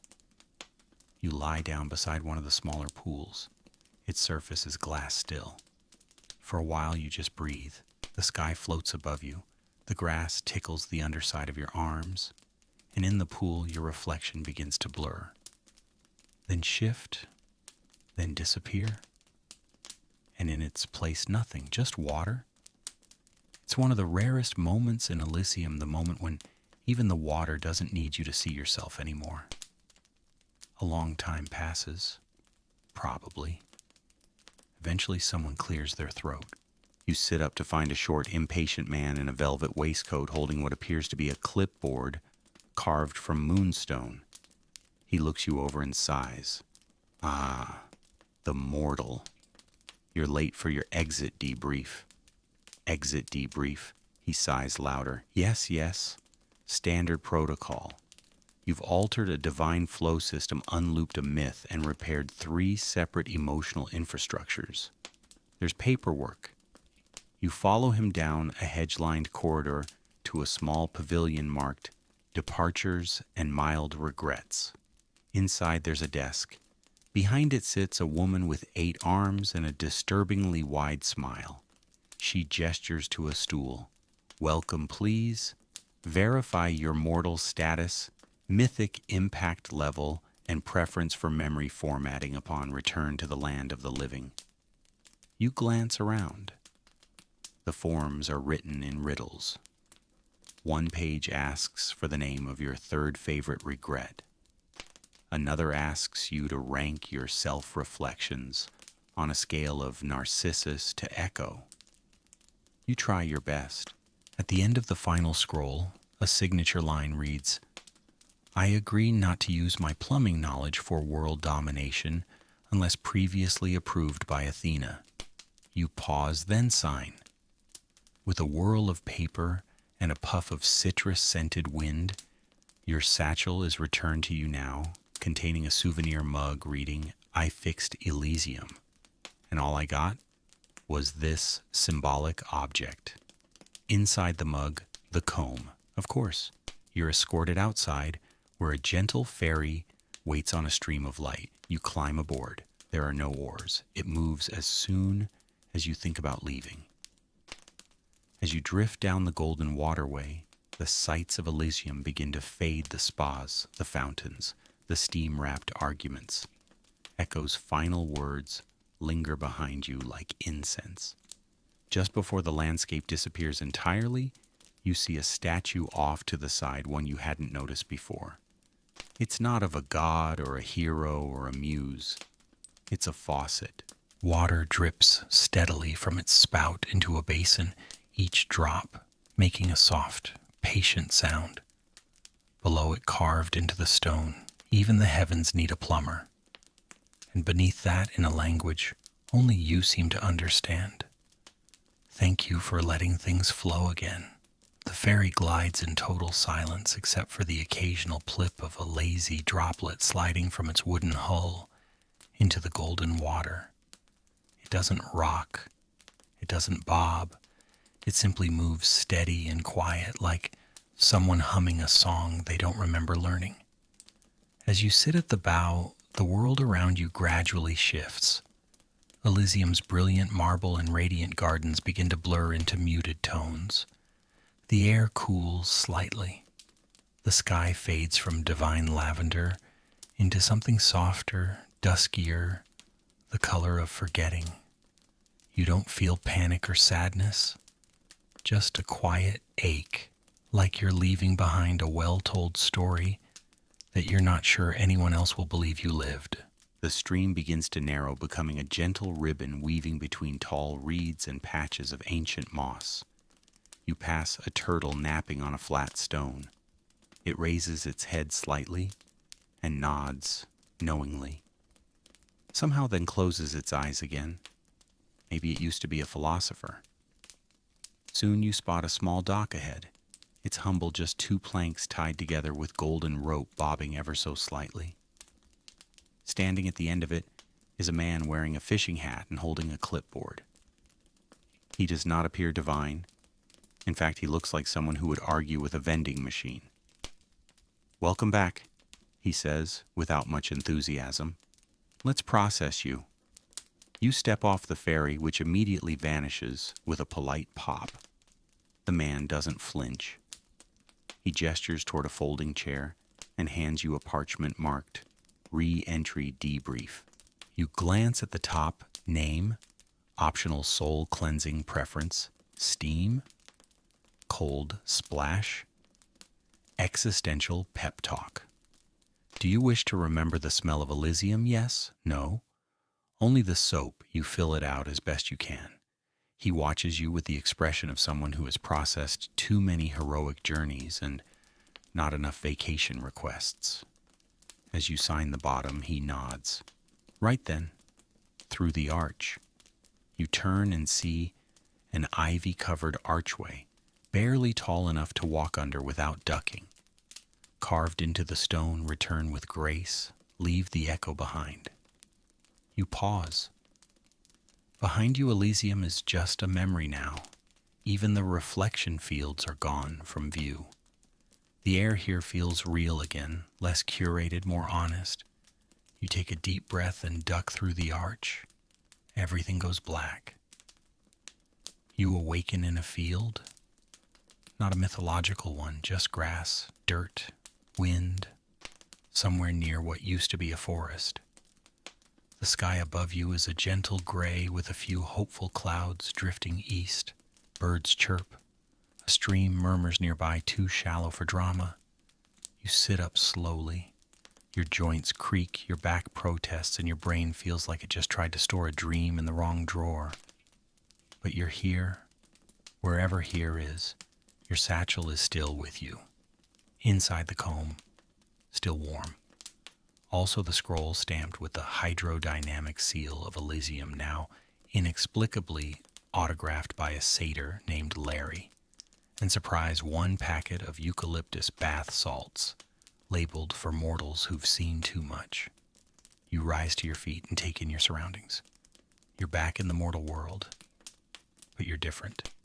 Not glowing, not divine, but cleared out somehow, like a drain unclogged after years of standing water. You walk toward the stream and crouch beside it. The reflection that looks back at you is yours fully and imperfectly. Hair slightly out of place, eyes a little more tired than they used to be. A tiny smirk threatening to show itself. You whisper, "Still here." The stream burbles in approval. A wind picks up gentle and curious. It carries a familiar scent, lavender maybe, or the memory of it. You close your eyes and just breathe. A thought arrives, uninvited but welcome. You didn't fix a person, you fixed a story. And in doing so, you made space for new ones. You open your eyes again and stand. The comb in your satchel shifts slightly, as if rearranging itself for the journey ahead. You start walking, no destination in mind. Just forward. Forward into the world that now feels slightly more fluid, slightly less stuck. As you walk, you notice things you hadn't before, like how puddles in the road reflect only part of the sky, or how your footsteps echo faintly behind you, or how if you stop and listen just right, the wind sometimes finishes your sentences. You pass a weathered fence post, carved into the wood, barely visible. The ego clogs easily. Let the story flow. You smile. You don't know where you're headed, but you trust that the stream will carry you. And if someday far from now, someone finds you standing at the edge of a quiet pond, lost in thought, they might ask what you're looking for. And maybe you'll just say, "Not looking, just listening." The road ahead curls gently through tall grass and low hills, with no signs, no maps, no mythic beasts, just the soft rhythm of your steps and the occasional whisper of wind that seems to say, "Keep going." You walk with a certain slowness now. Not hesitation, but something more like reverence. After all, you've just returned from a place that unknotted a god's reflection from the pipes of paradise. You're allowed to stroll. After some time, you come across a wooden bench. It's old. The kind that wasn't built for ceremony, but for rest. It leans slightly to the left and creaks when you sit, but the view is unbeatable. A small valley, a silver stream, and far in the distance, the shimmer of morning dew clinging to wildflowers like secret messages written in light. You sigh, one of those full-body sighs that empties your lungs and your mind. The satchel beside you rustles faintly and the comb inside shifts. It's still warm. Or maybe that's just your hand remembering the temperature from Elysium. You take it out and hold it up to the light. For an object associated with one of the most notorious self-lovers in mythology, it looks gentle. The teeth are smooth, the handle carved with delicate spirals. You wonder whether Echo ever touched it or if it only knew Narcissus. Either way, it feels different now. Less like a relic and more like a bookmark. The kind you leave in a story that you're not quite done with. Behind you, a breeze rustles the leaves. You turn, half expecting to see someone there, Echo perhaps, or Hydrakeia with her clipboard and infinite side-eye. But it's only the trees swaying in agreement. You sit a while longer, and as you do, a sound begins to form. Not music, not speech. Just the slow, rhythmic pulsing of water through soil and root and rock. It's quiet, but once you hear it, you can't unhear it. The world flows. You take the comb and dip it briefly into the stream just to see what happens. Nothing explodes. No divine light bursts forth. But the ripples it makes are perfectly even, spreading outward until they reach the banks and vanish into silence. You smile. You didn't expect a miracle. You just wanted to check that things still worked. They do. After a time, you rise and resume your journey.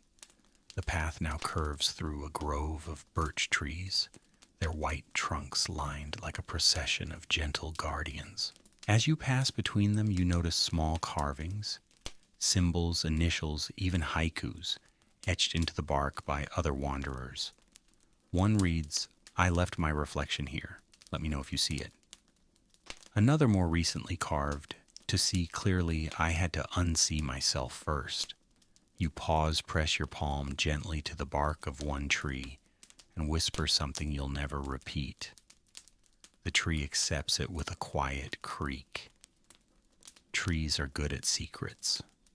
At the far end of the grove, the path widens again, opening onto a plain where the wind moves freely. You spot a cluster of people gathered near a low stone structure, a well, round and deep, built from mismatched stones that look as though they were borrowed from various centuries. Curious, you approach. One of the travelers, a woman with crow feathers braided into her hair, nods at you. "Reflection well," she says, gesturing to it. "It's old magic. Shows you something different every time." You peer inside. It's dark at first, then shifting, then still, and finally an image, not of you, not of Narcissus, not of Echo, but of a hand reaching out, not to touch its reflection, but to offer something, to pass something forward, the comb, the idea, the flow. Then the image changes, a ripple, a face, yours, but older, softer around the eyes. Still walking, still listening. You step back. The others smile as if they've all seen something similar and don't need to explain it. One man pats the side of the well and says, "It always knows what you're not ready to ask yet." You nod. You don't ask anything. Instead, you walk toward the horizon. The land opens up ahead of you. Fields of tall grass bend in waves. A faint path winds forward, unmarked but familiar. You follow it, and the sky begins to shift again, lighter, warmer, like the beginning of a dream you've been meaning to return to. As the day leans toward dusk, you come across a signpost with no names, just directions written in metaphors, toward the place you haven't been yet, toward the self you almost were, toward where the water remembers you, toward the world you left behind. You think for a moment, then step off the path entirely. Because you're not here to follow instructions, you're here to flow. The satchel swings gently against your side as you walk. The comb inside hums softly, almost inaudibly, in tune with the water beneath the earth. You wonder what Narcissus would think of this world, now that he's no longer the center of its reflections. Maybe he'd be quieter, Maybe he'd sit by a pond and listen to someone else speak, maybe in some small, quiet corner of the mythic system he already is. And maybe Echo is there too. Not repeating, not replying, but speaking and being heard. You find yourself walking with a new rhythm now, slow, steady, not because you're tired, but because the world around you finally feels like it's matching your pace. No more pipes, hissing complaints. No more steam gods, groaning about facial humidity. Just you, the road, and the occasional bird call that sounds suspiciously like it's quoting ancient poetry. The land ahead rolls gently golden grasses brushing your fingertips as you pass. You crest a low hill and come upon a weathered stone marker covered in moss. You kneel and brush it clean. It reads, "For those who forgot they were part of something bigger this way." An arrow points to a narrow side path nearly swallowed by vines and underbrush. Without hesitation, you take it. The air here changes, cooler, damper, more intimate. You've entered a small wooded glen thick with ivy and whispering shadows. The path curls inward like a secret being kept, and ahead you spot a structure built into the hillside. At first glance, it looks like an old root cellar, but as you draw closer, the details emerge: an iron door, a sigil of a spiral etched in the frame, and a faint but familiar sound of dripping water from within. You push the door open. Inside is a small, dimly lit chamber of records. Shelves line the stone walls, packed not with scrolls or tomes, but with bottles. Glass bottles of every shape and size, sealed and labeled. Some glow faintly, some are cloudy, some completely dark. You move slowly past them, reading the tags: tear from a forgotten lullaby, rain from the day someone forgave themselves, condensation from the last conversation between Echo and Narcissus. You pause at that one, you lift the bottle gently. It's cool to the touch and pulses faintly in your palm. You don't uncork it, you don't need to.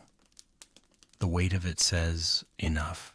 Echo's last words, Narcissus's last silence. Maybe that's the only ending they ever needed. At the center of the room sits a low stone basin filled with still water. Above it a sign: place what you've carried. Keep only what flows. You take the comb from your satchel. You hesitate. You've carried it this far. It's not just a memento, it's a reminder of what blocked the world, of what helped it move again, of you caught somewhere in between. But you remember what Echo said: unsee him. You set the comb gently into the water. For a moment, nothing happens. Then the water ripples outward, slow and steady.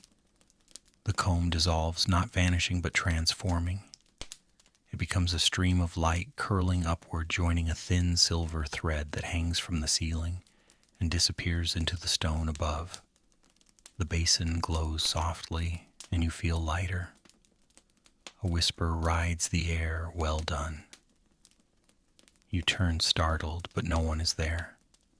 Just the bottles, the room, and the sound of gentle trickling, no longer clogged, no longer echoing. You exit the chamber and find the path has changed. It now leads upward through a staircase carved directly into the earth. Moss clings to the walls, and the air smells of old stone and fresh rain. You climb. Each step feels earned. Not heavy, not labored, just true. At the top, you emerge into sunlight again. This time the light is brighter than before, but softer too, like it was filtered through memory and softened at the edges. You're standing at the edge of a cliff, overlooking a wide expanse of rolling hills and still lakes. In the far distance, you can see the shimmer of the Sea of Lethe, its surface flat as glass, reflecting the sky with uncanny accuracy. It's said that every drop in that sea is a memory willingly released, not forgotten, but offered. Next to you is a bench made of driftwood, inscribed with countless names and phrases in dozens of languages. Some you recognize, some you feel. You sit. On the bench is a cup. Inside, still warm, is a tea made from Elysian herbs and a single droplet from the reflectorium, a harmless, demirrored version, purified and safe. You sip. It tastes like quiet. As you sit, a few other travelers arrive. Some look tired, some look curious. One carries a lyre, another is barefoot and laughing for no reason. None speak. They simply nod, sit nearby, and face the sea. This isn't the end, it's a pause. One of the travelers reaches into their cloak and places a stone at the edge of the cliff. You walk over curious. It's not fancy, just smooth, hand-sized, and etched with a spiral and a short inscription, reflected once, remembered always. You smile. You place your own beside it, something from your pocket, something you don't remember picking up. A small river pebble, dry but cold, with a tiny groove shaped like a teardrop. You don't need to carve anything into it. The silence will say enough. The wind rises slightly. It brushes through your hair, past your ears, and down the cliff, as if gathering stories to carry back to those who forgot how to listen. You close your eyes, breathing it in, and feel, not pride, not relief, but release. Whatever this journey was, it flowed the way it needed to. And now it's time to continue. Because even after the echo fades, even after the drain clears, even after the reflection disappears, you still remain. The wind shifts, just enough to carry a change, a hint of salt in the air, the distant cry of a bird whose name you'll never know. You rise from the driftwood bench, your satchel light against your side, now emptied of relics, filled only with space. And space is what you need, not just for travel, for possibility. The Sea of Lethe stretches far beyond the eye's reach. It does not shimmer with glory or threaten with depth. It simply is still, wide, and honest. It does not ask to be remembered, nor does it fear being forgotten. It invites you to look and then look away. A mirror without pressure. Behind you, the quiet circle of travelers remains. Some stay seated. Some place objects beside the bench and walk on. One woman takes out a mirror, turns it toward the sea, then slowly flips it over and places it face down in the grass. You don't need to ask why. She has unreflected. You follow the curve of the cliffside path downward, winding through low brush and sun-warmed stone. At one point you see a rabbit grooming itself in a patch of sun. It doesn't flee, it simply watches you with the calm of something that's never had to perform for its reflection. You give it a nod, it blinks once and resumes its work. Eventually the trail splits again. This time a wooden post stands at the fork. It bears a single phrase. To those who cleared the flow, there's more to unblock. The left path is bright open and lined with wildflowers. It looks easy. The right path is narrow, shaded, tangled with overgrowth and whispering leaves. It feels necessary. You take the right. The path is rougher now, like it hasn't been walked in a while. Roots rise like lazy serpents across the ground. The air thickens, not unpleasantly, but insistently, as if the forest wants you to slow down, breathe deeper, listen more closely. The trees here are older than myth, older than memory. They remember echo. They remember Narcissus. They remember the sound of stillness before the gods invented drama. You come to a clearing centered around a stone well, its mouth covered in moss. its stones arranged not in a perfect circle, but an imperfect spiral. There's a sign above it barely legible. Say what must be heard. You approach. Inside the well, darkness. Not threatening, just patient. You lean in and whisper, "I'm still learning how to listen." The well makes no sound, but a single ripple breaks the darkness. You step back. Near the base of the well sits a wooden box sealed with twine. A note pinned to the top reads, "For the ones who fixed what no one else saw breaking." You open it. Inside is a bundle of strange, ordinary things. A silver pin shaped like a teardrop, a tiny mirror no bigger than a fingernail, and a folded map. The map shows no countries, no roads, just rivers, streams, springs, and wells. Some marked, some crossed out, some still waiting. You unfold the map entirely. At the bottom is a final note. The world is full of slow leaks. Take your time. You laugh softly, and then, with more warmth than you expected, because it's true, there's no dramatic reward waiting, no choir of muses ready to serenade your every footstep, no god scribbling your name into marble, just the quiet joy of maintenance, the deep satisfaction of noticing the things others walk past, of remembering that flow in water, in words, in grief, in growth, doesn't restore itself. Someone has to clear the way. One has to clear you pocket the pin, tuck the map into your satchel, and place the tiny mirror face down in the clearing. The well accepts it without complaint. As you continue down the path, it opens again into the wider world. Hills roll, birds flutter. Somewhere ahead, a child's laughter unbothered by context. Life in all its mess and movement rushes forward. But now you know how to follow it. You pass by a stream, small, ordinary, threading its way through grass and stone. You crouch beside it, dip your fingers in, and whisper a thank you not to the stream, not to the gods, not to the myth, to yourself. Because sometimes survival isn't about being a hero. Sometimes it's about showing up with a wrench, a question, and the willingness to fix what's broken even if no one claps when it starts working again. You stand, walk on, and the world continues, imperfect, leaky, and alive. And somewhere far below the soil and above the sky, Elysium hums quietly with balance. The path continues winding now through open fields, with golden light melting over the hills like warm honey. You've walked long enough to stop wondering where the road leads and started wondering how many others have passed this way.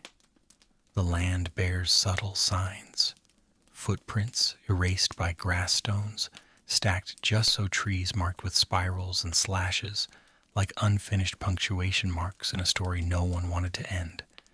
And yet none of it feels lonely.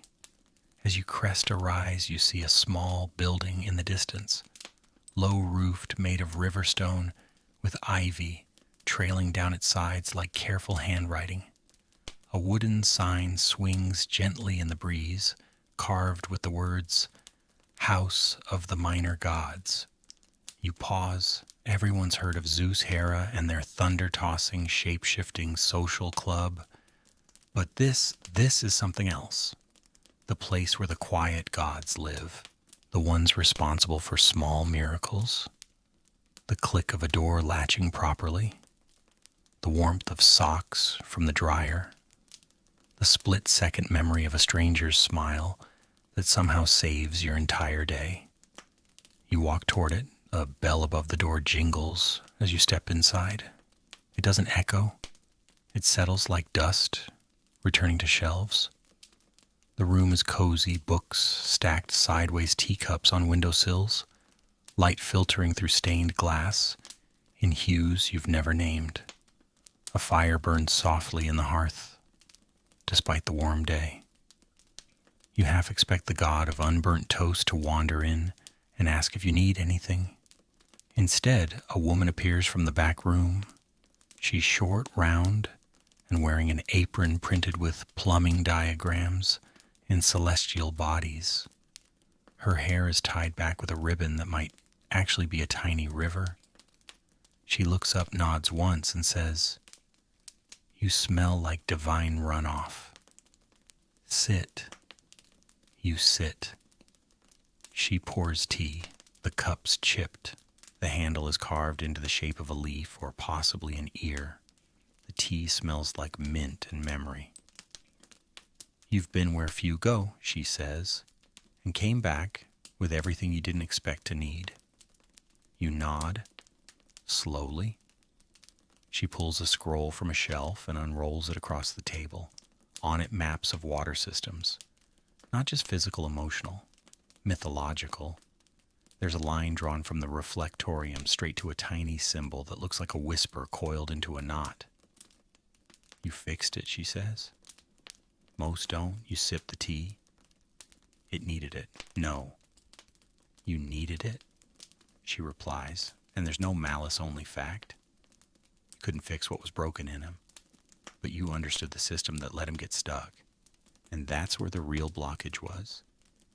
The fire crackles. She hands you a bundle of cloth. You unfold it and find a small gleaming tool, something between a tuning fork and a spanner. The metal hums faintly in your hand.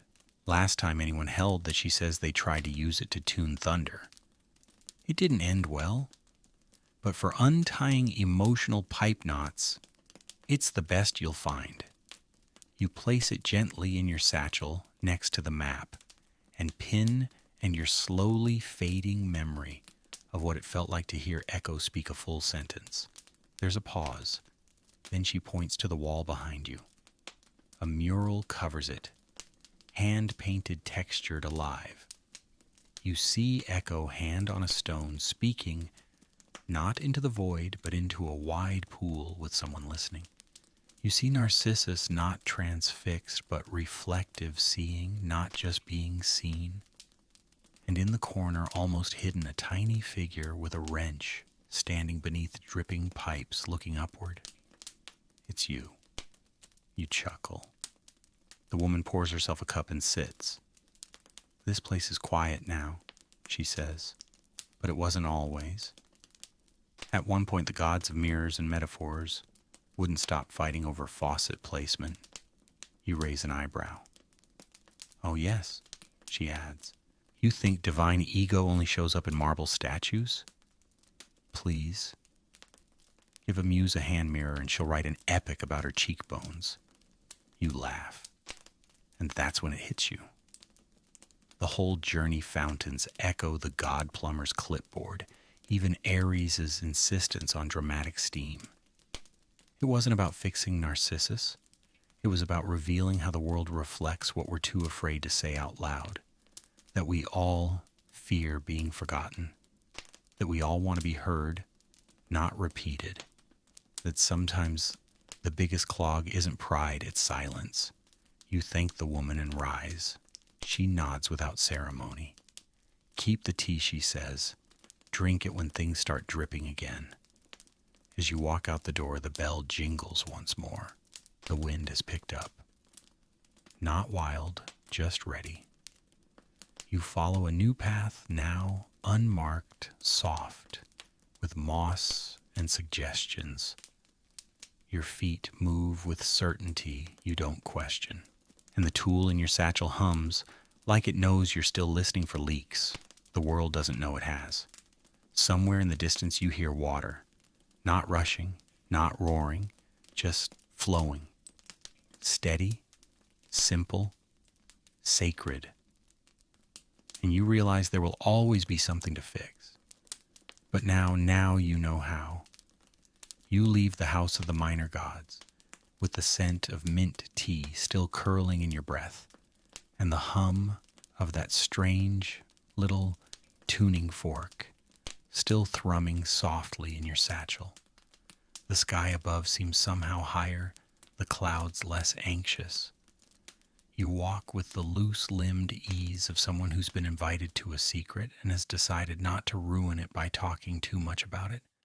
The path unfolds slowly, as if testing your pace. Wildflowers nod along the edges. Bees hum the key of contentment. The world, it seems, has entered a rhythm again. Not a symphony, not a triumphant finale, but something like a low and steady current. And after all you've witnessed, that's more beautiful than anything. Eventually the trail curves around a low hill and reveals something unexpected. A playground. Not metaphorical, not mythic, just an ordinary human-style playground.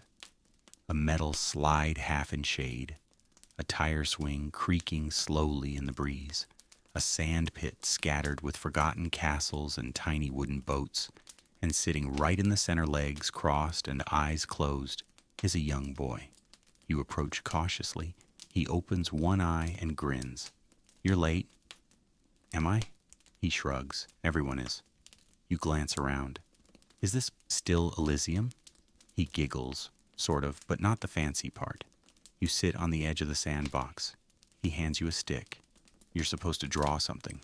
You hesitate. Then slowly you start to trace a spiral into the sand.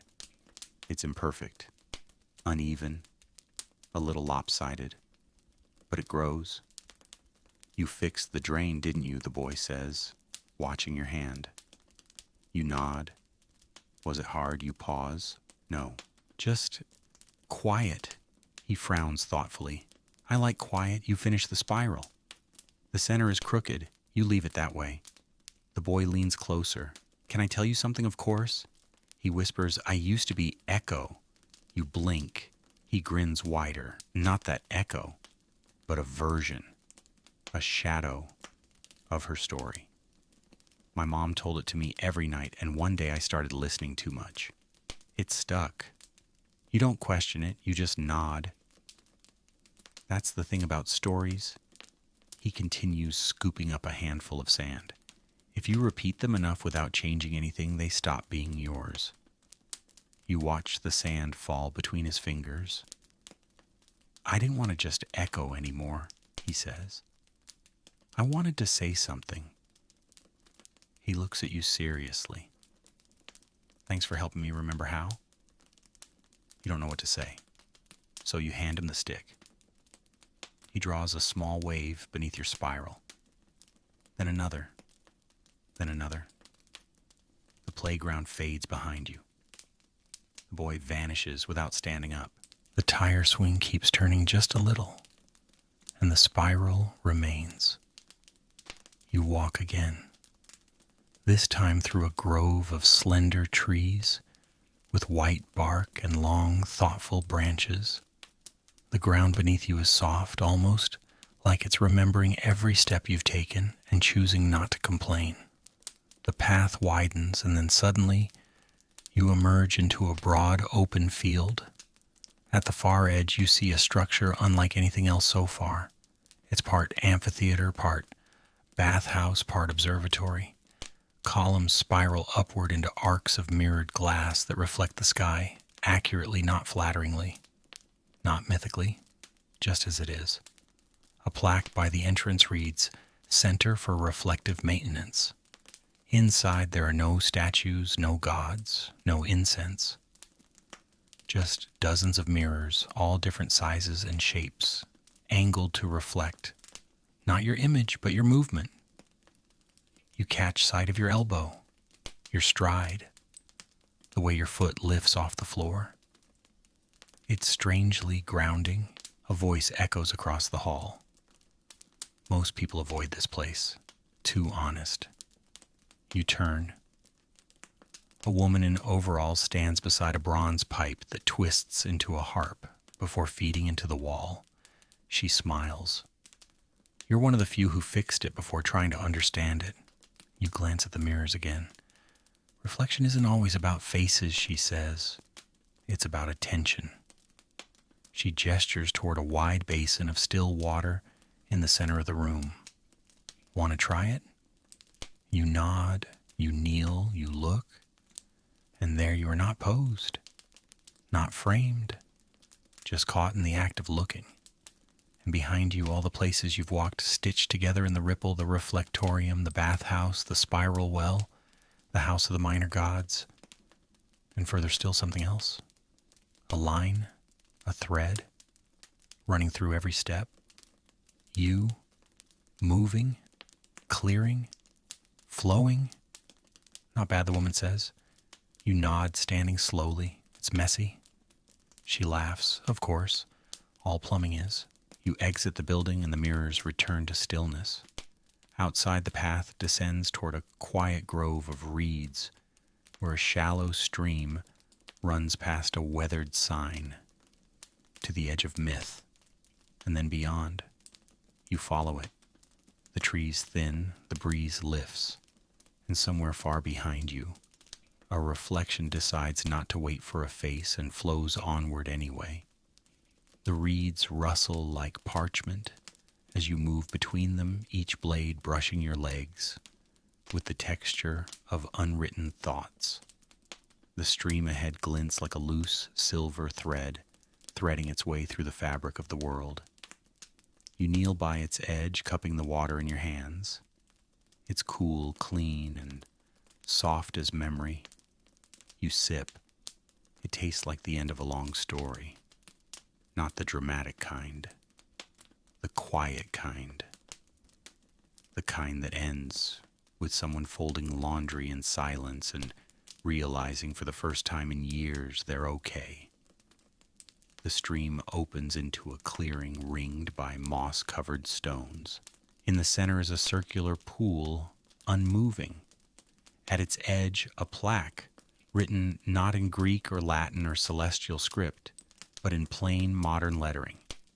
This is where you stop. Not because it's over, but because it's enough. You sit. For a while you say nothing. Then you close your eyes. And this is what you remember.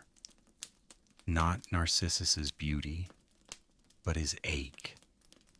His soft-spoken fear of disappearing if no one looked back. Not Echo's curse, but her persistence.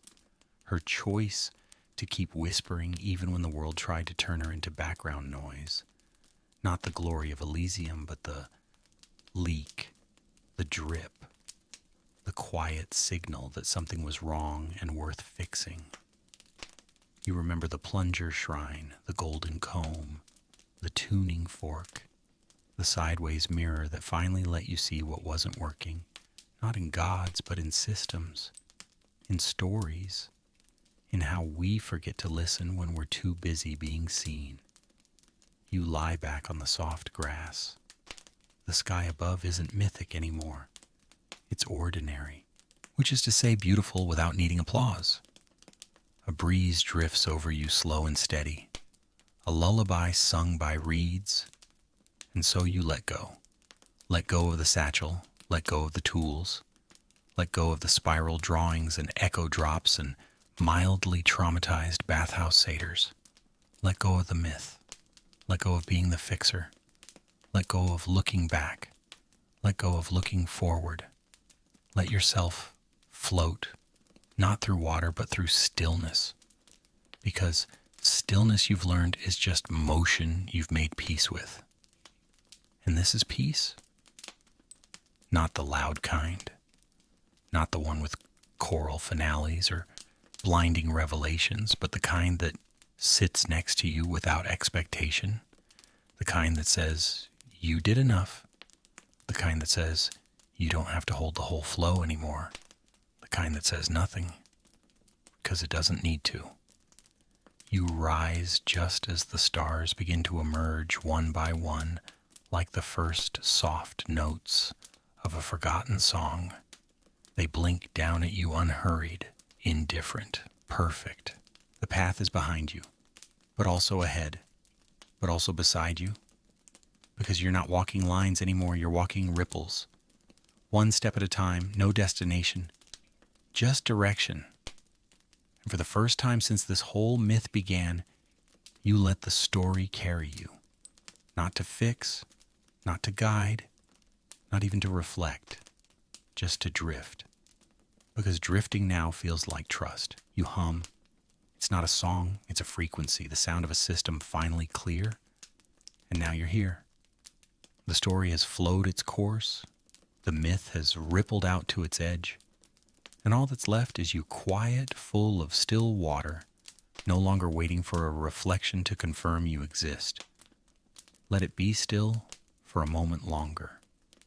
Let your shoulders soften like reeds, leaning back into the breeze. Let your jaw unclench. Your hands, relax your breath. Settle into something slow and spacious. You don't have to fix anything right now. You don't have to listen for the next drip. You don't have to unstick a god from his own legend. You're just lying beside the stream now, hearing the soft hush of movement that asks nothing of you. Let it carry you. Let your thoughts drift past like shadows on water. No need to chase, no need to name. Let them go the way echo did not. Lost, not forgotten, but absorbed into something wider. And if in this moment your mind wanders back to the golden comb or the spiral drain or the sighing bathhouse, let it. Not because you need the story again, but because you remember what it meant to listen, to see, to feel the gentle undoing of something tangled. You did enough, and now you can rest. You can let the myth go. You can let the flow continue without you. And maybe you'll dream of soft footsteps on sacred tiles and mirrors that reflect not faces, but forgiveness. Good night.